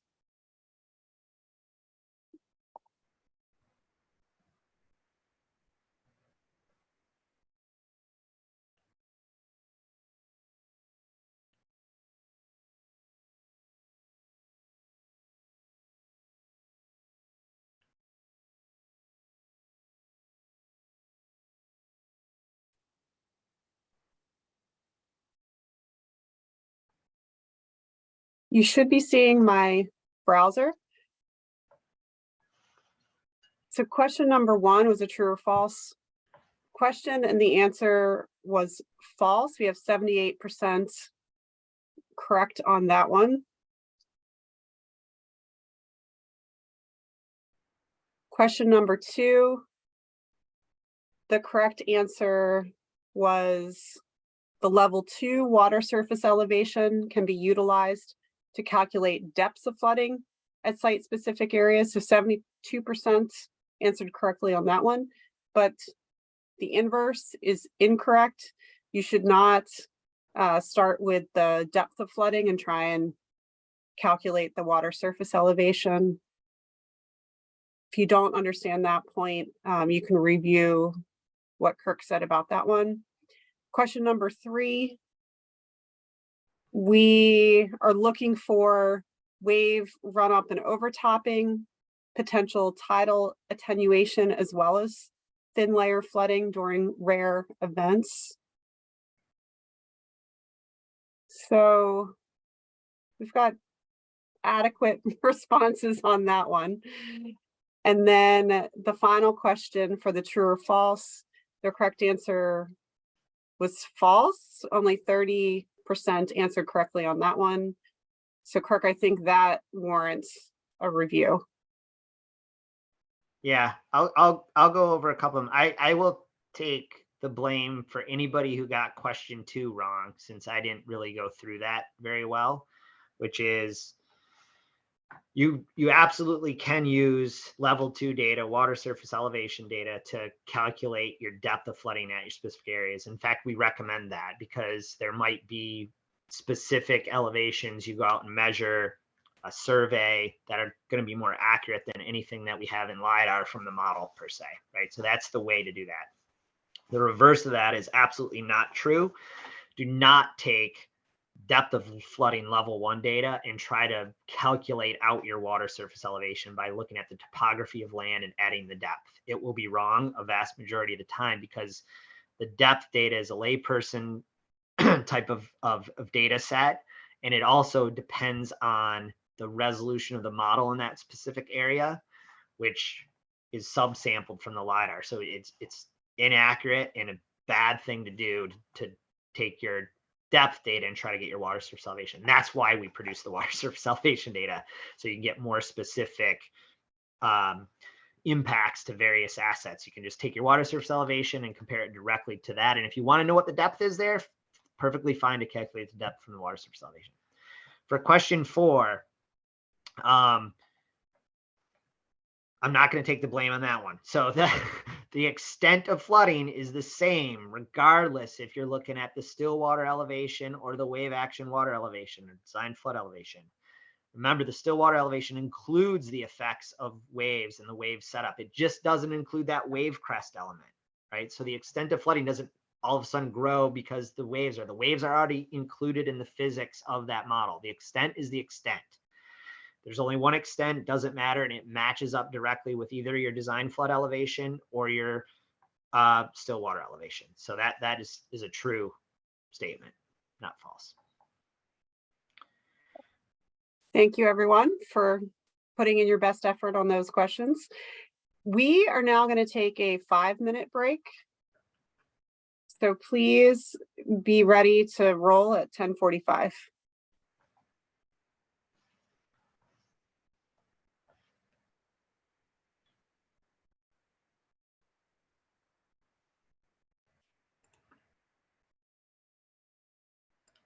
Welcome back from the break, everyone. Kirk? All right, we're getting there. I know this is a long haul. I appreciate everybody listening and making it through this. There's a lot to cover. Hopefully you're learning something. Hopefully you're learning more about level 2 data. I will say there is, documentation, that README files, fact sheets, and so on and so forth that gets submitted with these data files when provided, and will be updated through the process as we learn more about how people are using the data as we go forward. Let's do a little bit of data exploration with level 2, how it's typically being used, just a really simple example, and then Brittany's going to walk us through a little bit more complex example.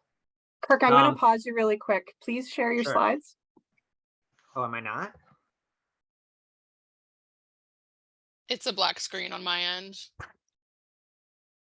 Okay. Let me try again. Thank you.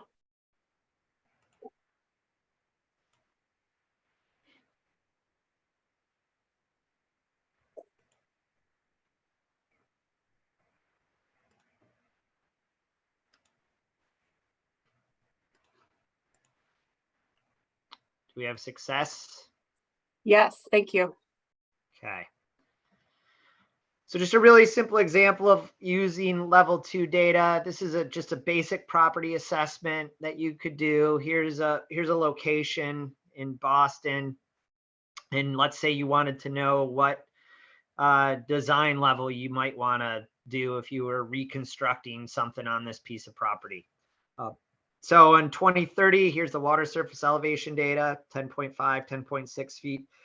NAVDD8, we're just going to focus at that 1% AEP level. If you go forward to 2050, it jumps up to 12.2.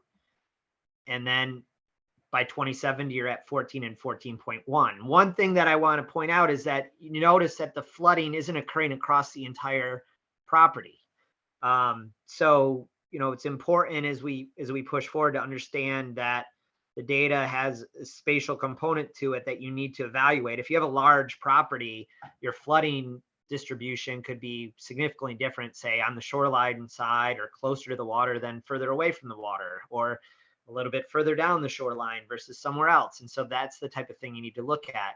And if we integrate waves into this, you can see the waves have even more dynamics or changes spatially variable throughout the area, 2030, 2050, 2070. And then you add that, not the wave height, but the wave crest to get your DFEs or your maximum wave crest elevations. And you can see those then integrate that still water elevation, which has less spatial variability, but still exists. And then the wave crest element that has much more spatial variability due to the way that waves interact with the landscape. And you end up having a distribution of design flood elevations or maximum wave action water elevations across that property. And if you took that box and just looked at it, you can see the maximum is at 16.7 feet NAVDD8, but that's right on the shoreline. If you went to the backside or landward portion of that parcel, you would have no flooding at all. And the mean is around 15, the minimum is around 14. So depending on where you are and what you're trying to do, say you're working right at the shoreline with some type of solution, you might be thinking about a 16.7 level. If you're back on the far landward side, you wouldn't be thinking about anything. If you're somewhere in the middle, maybe it's 15 or 14. So utilizing that water surface elevation data, the maximum wave crest elevation data, you have to look at it in a spatial process as you go forward. For a little bit more deeper dive into level 2 data application example, going to look at a coastal zone management, coastal resiliency grant funded project over actually multiple phases now for down in Woods Hole, Resilient Woods Hole. And Brittany, you want to kind of walk us through there? And the website she's going to utilize is shown right here. So I'm going to stop sharing, and Brittany, you're going to Thanks, Kirk. take over. Can everyone see my screen? Julia, can you see my screen? You want to shake your head? Yes. Now we do. Thank you. Okay, cool. Yeah, everyone. So Resilient Woods Hole, which we have been working with collaboratively for a long time, and Joe Family at Woods Hole Group has been the lead for this project, but it's been a team effort. So Resilient Woods Hole is a collaboration between scientific institutions, businesses, residents, and other key stakeholders in the small coastal community of Woods Hole. This initiative aims to ensure the vibrant and productive village of Woods Hole and preserve direct access to the sea with the advent of major climate impacts, specifically sea level rise and coastal storm surge flooding. This was a project that heavily leaned on the use of both level 1 and level 2 data from the MC-FRM to assess the academic institution buildings and associated assets, community buildings, businesses, residential homes, and lastly, low-lying coastal roads. We generally followed a general vulnerability assessment framework to, apparently it's not letting me click the buttons. We used a general framework to assess the vulnerabilities of sea level rise and storm surge, which incorporated the use of the level 2 water surface elevation data. And we also utilized the tidal datum data sets. In general, we used the critical elevations of the buildings, associated assets, and roadway centerline points, and compared them to the spatially variable water surface elevations from each AEP level for each time horizon. Based on what AEP level water surface elevation exceeded the critical elevation of the building, asset, or roadway point, we were able to assign the probability of inundation to understand how the vulnerability changes through time. We were then able to use the tidal datums to develop geospatial layers to show potential representations of mean high water in future conditions to really understand the community's vulnerability to nuisance flooding or flooding from mean high water. This data shows, so this data viewer kind of shows those results of the vulnerability assessment that utilize that level 2 data. And you can click these buttons to interact with the map. But when you click on 2030, you see the spatial extent of that tidal datum for 2030 mean high water, and also the vulnerability results for the roadways, buildings, and other facilities using the level 2 data. And you can see how extent of projected mean high water extends in 2050, and the vulnerability of those roads and buildings increases through time. After we completed the vulnerability assessment, it was important to work with the project team and the community stakeholders to develop creative yet effective adaptation strategies to increase resiliency in Woods Hole. When considering ideas to reduce impacts to buildings, assets, and roadways from potential flooding, we utilized the level 2 data, water surface elevation data, as our threshold for flooding tolerance, meaning we were able to develop strategies that would help increase resiliency up to that 1% chance annual storm condition. And so we do include data viewers that show the 2030, 2050, and 2070 1% water surface elevation.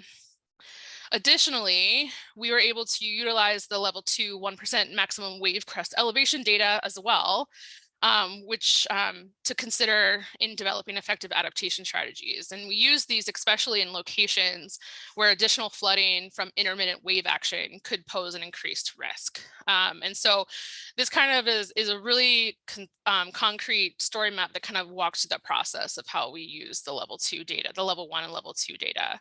And so this story map is available, but from there I'll pass it back to Kirk.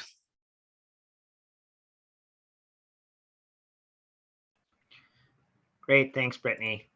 Get back my screen share here.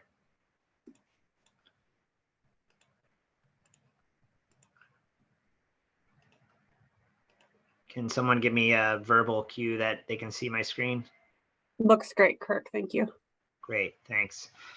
So one topic that I think people are probably interested in is some comparisons to other models, specifically models that look at flooding and flood risk due to coastal events compared to MC-FRM.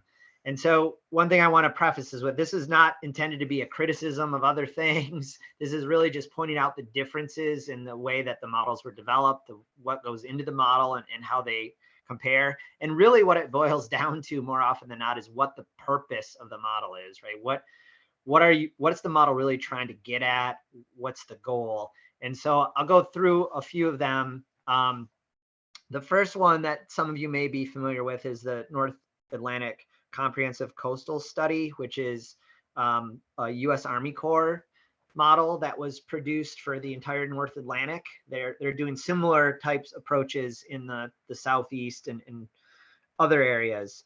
I will say that when the initial Boston Harbor flood risk model was being developed, the Army Corps served on our technical review board as scientific advisors.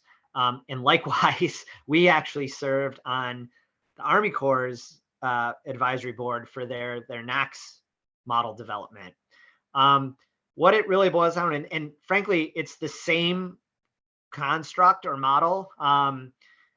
The wave model we use is UNSWAN. The wave model the Corps uses ST-Wave, but they both use ADCIRC at their core.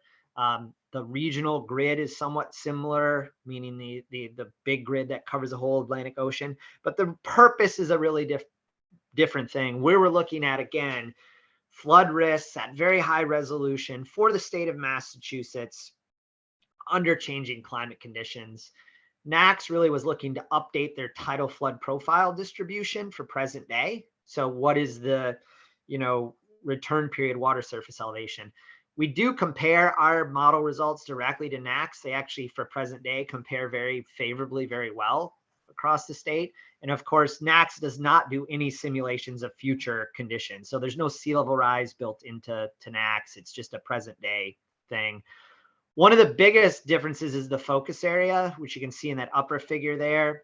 NACS really was focused on, the Hurricane Sandy impact areas. So that red area there is really where their focus was. Their information, their grid, their resolution does really good job throughout New York, New Jersey, Connecticut. It starts to break down a little bit in Massachusetts because of the way that they deal with overland flow. And so the grid picture on the bottom, A is from NACS, B is from MC-FRM. You can immediately see the difference in resolution that we have. But one of the bigger things is the overland flow element. So if you look at, this is in Edgartown at Catawba Bay. If you look at this south thing here, essentially in NACS along the vineyard, this essentially would form a wall. There's no grid elevations, and so water can't come in through that way, which is a very low line if you're familiar with this area, Barrier Beach. Here we simulate water coming in that direction over the land into an area. And so this occurs in a lot of locations throughout Massachusetts. And again, this isn't a criticism NACS, it's just a different purpose. They're trying to identify water levels along the shoreline to provide that distribution. We use a Monte Carlo approach. They use a joint probability methodology, which is a little bit different in the way they're running storms. They have about 300 storms. We have more than that. We do things with structures and run up and overtopping in our model that they do. And again, ours was focused on Massachusetts. So we had a smaller area to worry about. They're doing the whole North Atlantic. So just some of the differences there. They're both very good models. In my opinion, they're very similar in a lot of ways. Just their focus is really different. There's the SLOSH. That's basically the model used for national storm surge hazard maps. We talked a little bit this up at the start of the day. Again, the purpose is really what it comes down to. That's worst case scenario planning. It's a very, very coarse model domain. If you look at a typical SLOSH domain, that's these larger boxes here in this picture versus where you would have ADCIRC information, which is all these little dots. They're talking kilometer scale. That's just how the model works. It only does tropical cyclones, which is a little bit of a problem, meaning hurricanes. A little bit of a problem for Massachusetts, especially north of the Cape, where the dominant factor is extratropical cyclones and nor'easters. it's really about emergency planning. It's not about infrastructure. It's not about sea level rise. Again, they don't have any climate change. The areas are really large. They don't include waves. It's just surge. And it's really about, hey, what would happen if I got a really, really big tropical storm in this location? So again, different purposes. I think we were trying to really get at parcel level flooding information under changing climate conditions. In the National Storm Surge Hazard Maps, they're not trying to tell you what the probability of this event is. They're just saying, hey, if we ever got this big hurricane, here's where the problems might be. So again, all focused on kind of this present day situation. FEMA. So FEMA makes maps. Again, the purpose is for insurance bases. It's not for design per se, although it's integrated into building codes and things of that nature. Why? Because for the very longest time, it was all that was really available. And so if you were trying to design for coastal flood risk, FEMA had data, and that's what was utilized. Some of the major differences here between MC-FRM, region 1 is a special region for FEMA. Everywhere else, they use physics-based approaches and models to their generating their base flood elevations and some of their surge information. They don't in region 1. I'm not going to try to get into the details of why, except, the Northeast is a very complicated area in a lot of regards. Tides ranges are very large. The shorelines are very unique from Maine to Connecticut.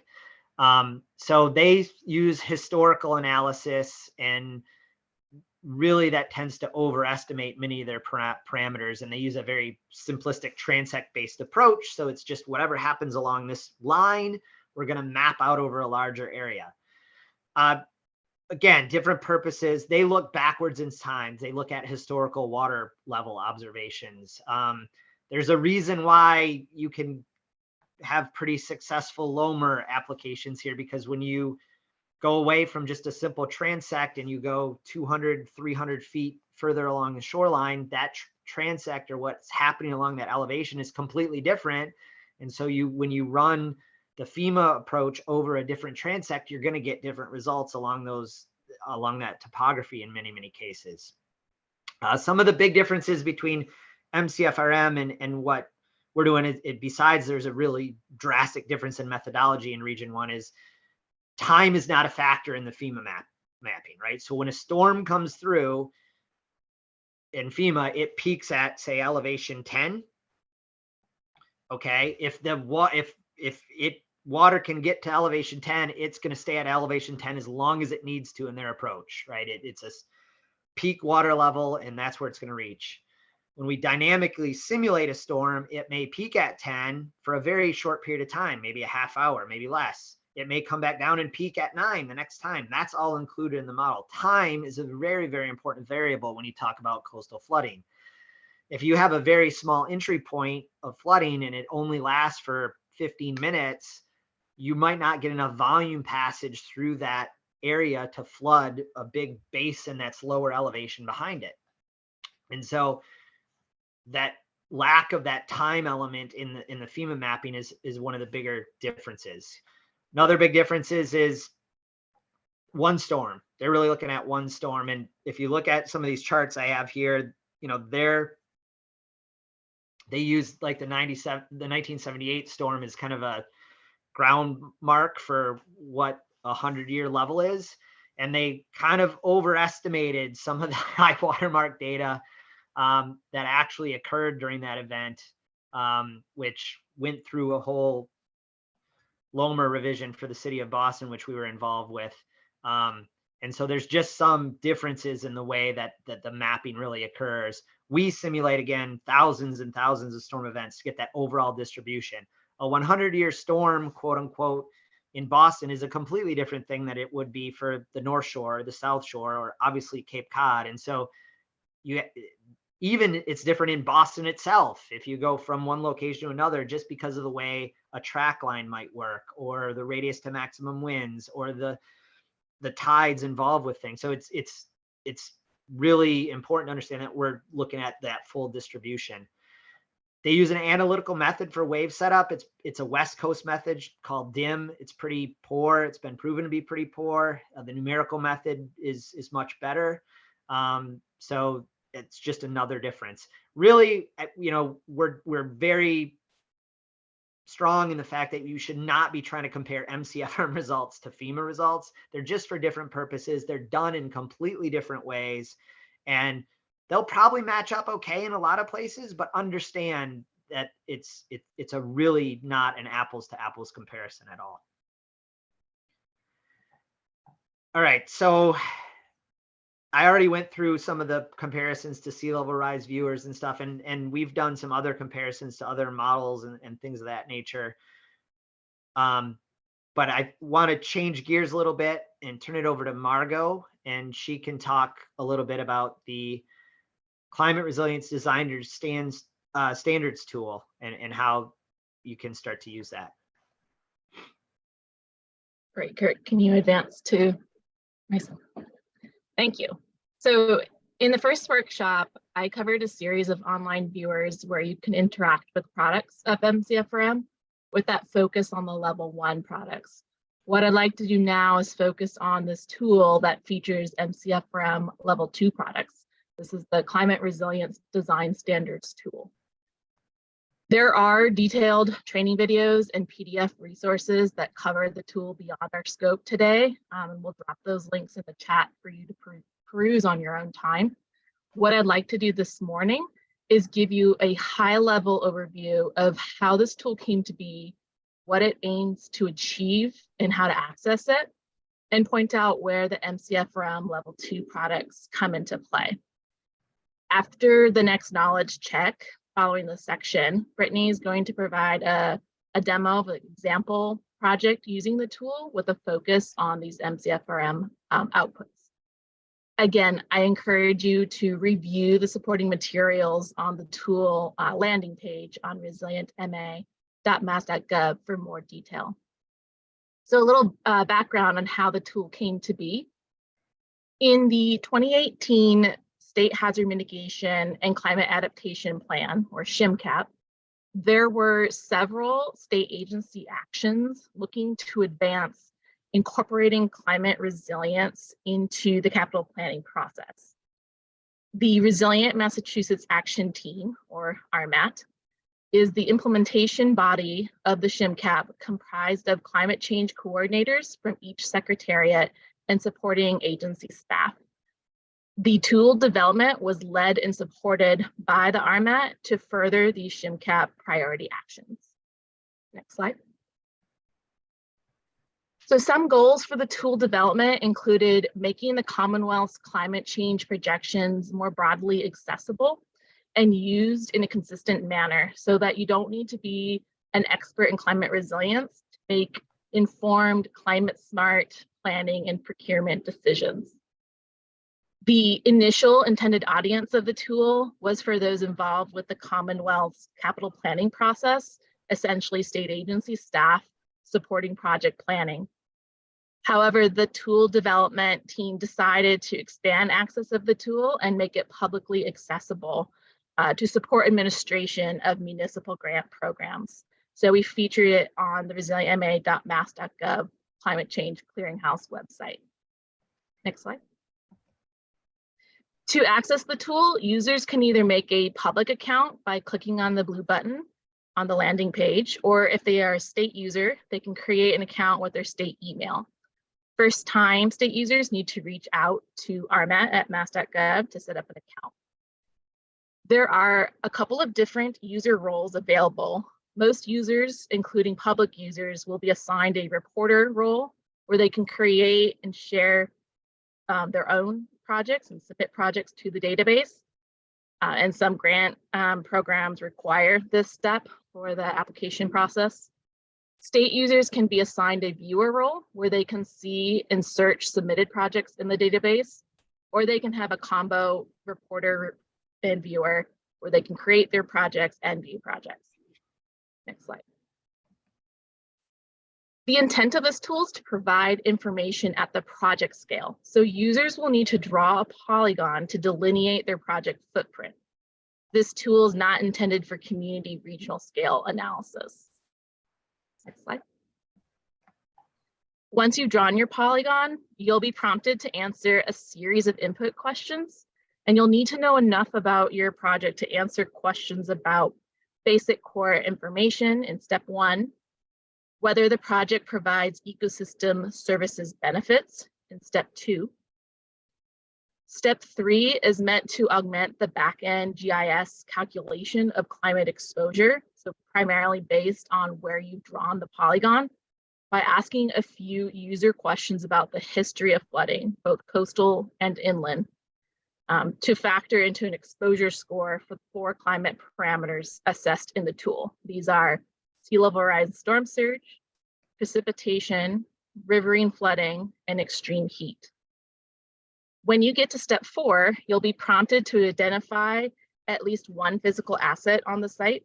These can be either buildings, infrastructure, or natural resource asset types. You can add multiple assets.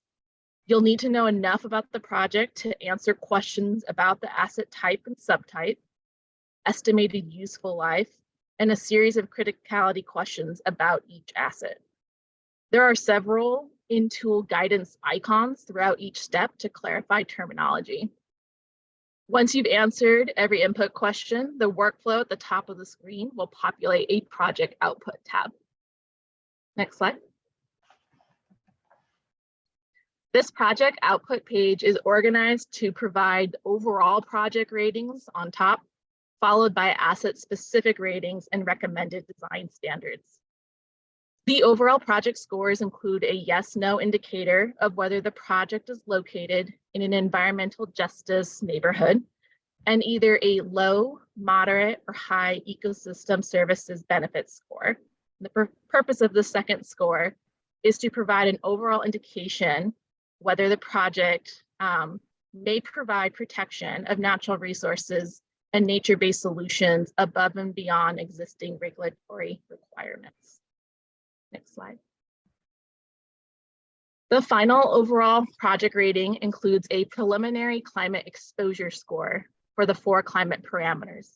These ratings range from not exposed, low exposure, moderate exposure, to high exposure, and are based primarily on that back-end geospatial calculation based on where you drew your project footprint, plus those few user questions on history of flooding, and whether the project is expected to increase impervious area or remove trees. Additional detail is provided to explain the primary factors influencing each score. Next slide. That preliminary climate exposure score, in combination with the input criticality questions that you entered for each asset, yields a preliminary climate risk rating for each asset created in the project. So for each building or infrastructure asset, you'll see a risk rating which can range from low, moderate, to high risk. But please note that natural resource asset types do not receive a climate risk rating. Next slide. If you have multiple assets for a project, you'll see them populated in this top section, and you can use those blue arrows to pan through. You'll need to click on an asset to see the corresponding climate risk ratings.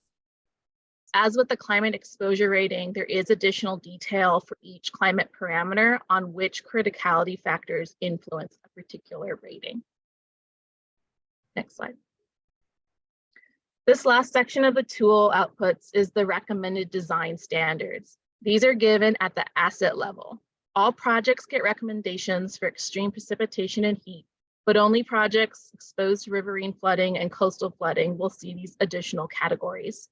So within the sea level rise and storm surge climate parameter, assets will receive a recommended target and intermediate planning horizon. They will also receive a recommended return period. These tool outputs are largely derived from what a user entered for the estimated asset useful life and how they answered the asset criticality questions.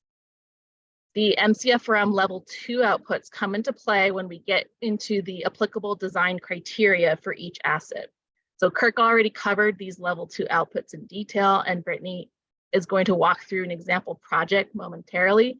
So I'll only add that for each of these, there are drop-down menus for background information on the terminology, some dynamic tables with values that are derived from the MC-FRM, and guidance about how to consider this information for project planning, early design, and project evaluation. Next slide. To provide some additional context for these MC-FRM outputs, interactive maps of the projected water surface elevation across the site are provided in the tool, and printed maps are included in the tool report. Only one set of maps is provided, even if there are multiple assets in the project footprint. So each applicable project will receive maps associated with the asset with the least frequent or most extreme return period recommended through the tool. Regardless of recommended planning horizon, the maps are provided for these three horizons of 2030, 2050, and 2070 to support site suitability, regional coordination, and flexible adaptive pathway considerations. You can also open these maps in a separate tab to zoom in. Next slide. So I'll just close this section by sharing this timeline of tool evolution. We launched a beta version 2 years ago. Both the MVP and MassWorks grant programs were early adopters in piloting the tool in their grant applications. Based on stakeholder feedback and updated climate projections, we released version 1.0 in February of last year. The most significant update was in April of last year when we included those MC-FRM level 2 outputs for coastal projects and projected total precipitation depth values for all projects using outputs from EEA's Climate and Hydrologic Risk Project. And finally, in July of last year, we released a version update to include the MC-FRM projected water surface elevation maps. So with that, I will hand it back to Kurt. Thanks, Margot. I'm gonna jump right to the knowledge checks, and then we'll have Brittany do an interactive exercise just to keep us moving forward, and I'll circle back on flexible design after Brittany goes. So Julia, you want to run through this final knowledge check of the day? Sure. I just launched the poll. We have 3 questions, so please do your best to answer in 2 minutes.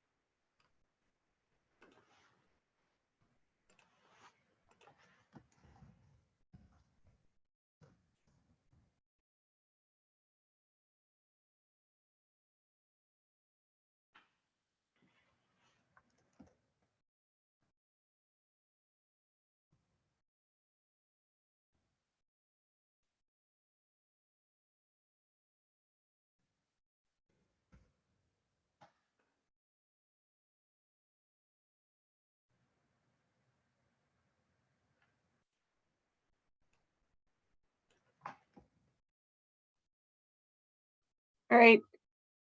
Click your remaining buttons. I'm going to end the poll momentarily. All right, here we go. So first, you will see your responses and the correct answers, and then we'll look collectively.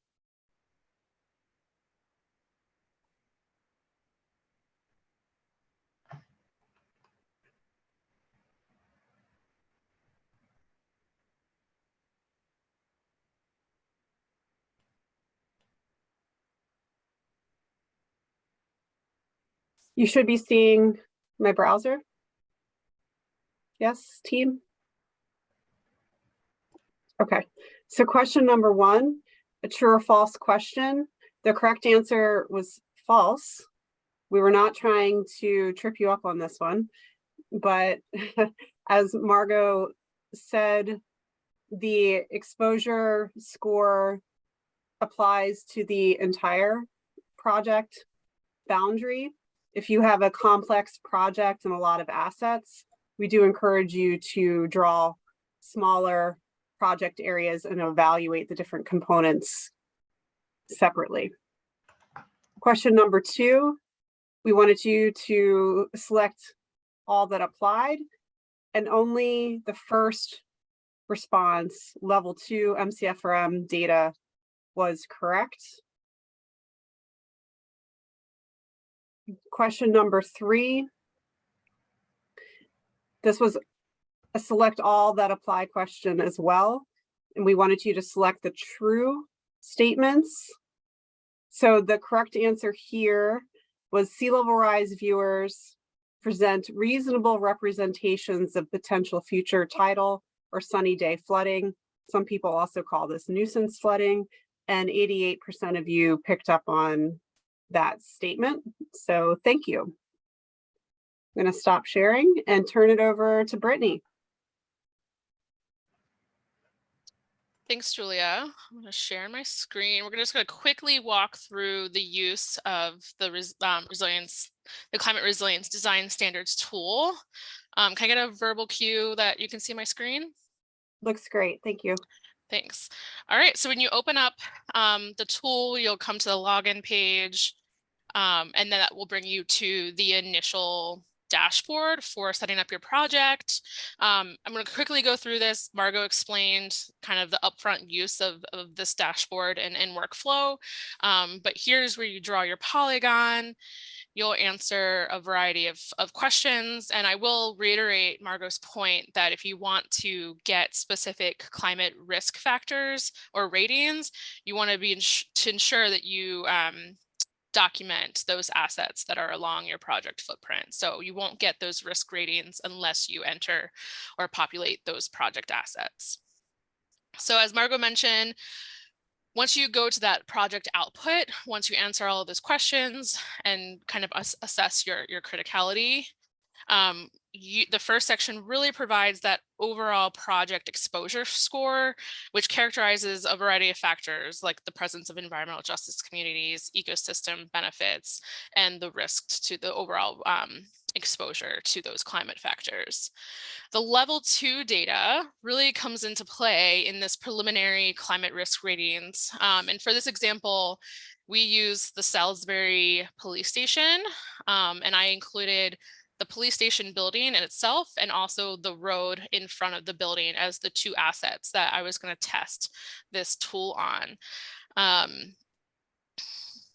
Based on the assets you submitted under the project, there will be a clickable box for each. So you'll see that there's two different assets that I scored.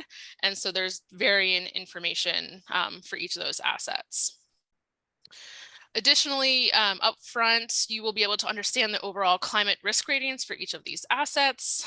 Here, both of these assets ranked high for sea level rise, storm surge, urban flooding, extreme heat, but low for extreme precipitation. The police station, as I have selected up here, is an example of an asset that can incorporate a flexible adaptation approach. The CRDS tool identified 2070 as the target planning horizon for the police station, since we suggested a 50-year lifespan. However, it's possible that specific restrictions or other design limitations may prevent us from achieving that 27 target horizon. So the tool would then recommend designing to that intermediate 2050 climate projections. And you can see here that the tool for this pilot project recommended to design to the 200-year storm event, or the 0.5%. The road, on the other hand, did not have a flexible target planning difference, and they recommended 2050 as the target planning horizon. So the nitty gritty of the level 2 data is, again, Margot mentioned, is underneath these pull down menus. Once you understand the recommended planning horizon and return period, you can get to the nitty gritty. That includes the level 2 data, which is reported as that includes the projected water surface elevation from the level 2 data. And if you pull these menus down, you can see the min-max average water surface elevation that is likely to impact your assets. And so again, reporting those values for the 2070 planning horizon and also the intermediate planning horizon. The same is true for the wave action water elevation.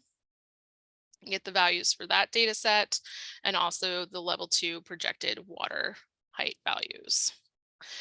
The last thing I wanted to show you are the interactive maps. So again, Margot mentioned the use of the interactive maps. Again, that's selected right here. You can click this button, brings you to this menu, and you can click this link, which opens up this separate menu option.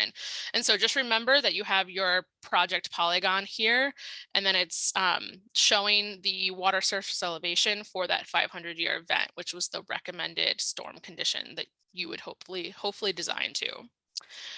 And so these show the maps for 2030, 2050, and 2070 with a reported values for that max, min, and average once again. So that was just a quick demonstration. I'll leave it back to Kirk if he wants to add or supplement any more information regarding flexible design or the use of this tool. Thanks, Brittany. I'm gonna wrap up here real quick. So one thing that just wanted to point out in that tool information is it provides that intermediate design level, and that's really important. And one of the things we're going to get into in workshop 3, because of time, I'm going to skip the whole flexible design, is that whole flexible design piece.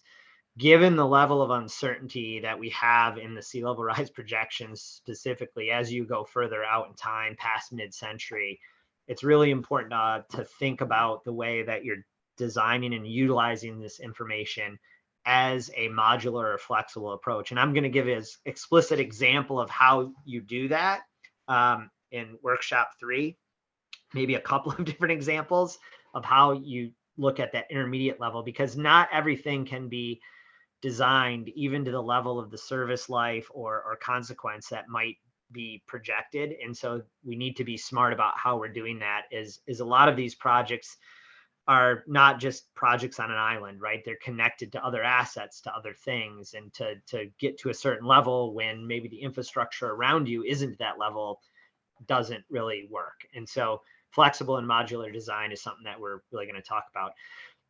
So thank you for being here for workshop number 2 with the level 2 data. Workshop number 3 is scheduled for May 19th. That's 2 weeks from today, plus a day. We'll go through some more technical applications of data, how you can use it. I know some people are using some things like time series data already to do some of the stuff from MC-FRM. And so we will go through that a little bit more into design parameter development, flexible design approaches, how you start to use the data for that, boundary conditions for other models, right? We have wave sets and water level sets that you can utilize for other wave models, and go into some more example applications. I thought it might be useful to leave you with one interesting thing that we developed with in conjunction with RPS Belfast, and this uses time series spatial information directly from MC-FRM, and I'll just let this play. Hopefully everybody can see this. And this is actual MC-FRM data results for the East Boston area, and shows kind of what you can do with this level 3 type data that we produce. And again, so this is physics-based results, time series of that information across the landscape. A little bit, dramatic in terms of the rain falling. We're not doing that in the model per se, but the actual water timing, phasing, where it's coming from, how it's moving is based on all the high resolution spatial information from MC-FRM and indicating how that water is flowing in and about this specific area in East Boston. Water levels are accurate. This would be akin to like if Hurricane Sandy kind of hit us with basically a mid-century type sea level rise condition. And so you can see just kind of the level of understanding that you can start to produce to stakeholders in a certain area with what they might be dealing with under these changing climate conditions for specific storm events. So that, thank you to the RPS Belfast who helped us kind of put this together for the East Boston area. And I'll let this play a little bit and then turn it back to Julia. It's going to show water flowing down into one of the tunnel systems here in a second. And when we get to that part, I'll turn it back over to Julia. So. Thanks, Kirk. I'll just speak over the video since we're at Great. 11:35. I want to thank everyone for blocking out 2.5 hours of your morning to absorb all of this information. And I want to thank, Woods Hole Group for supporting this training series with us. There were a number of questions in the chat box, and we will be bringing that information forward in the fact sheet that we develop at the conclusion of this training series. And as a reminder, Woods Hole Group will also be providing a data download page on their website when we wrap up the training series as well. Kirk did not misspeak. May 19th is the date of the final training. We have delayed it a week, so please adjust your calendars accordingly.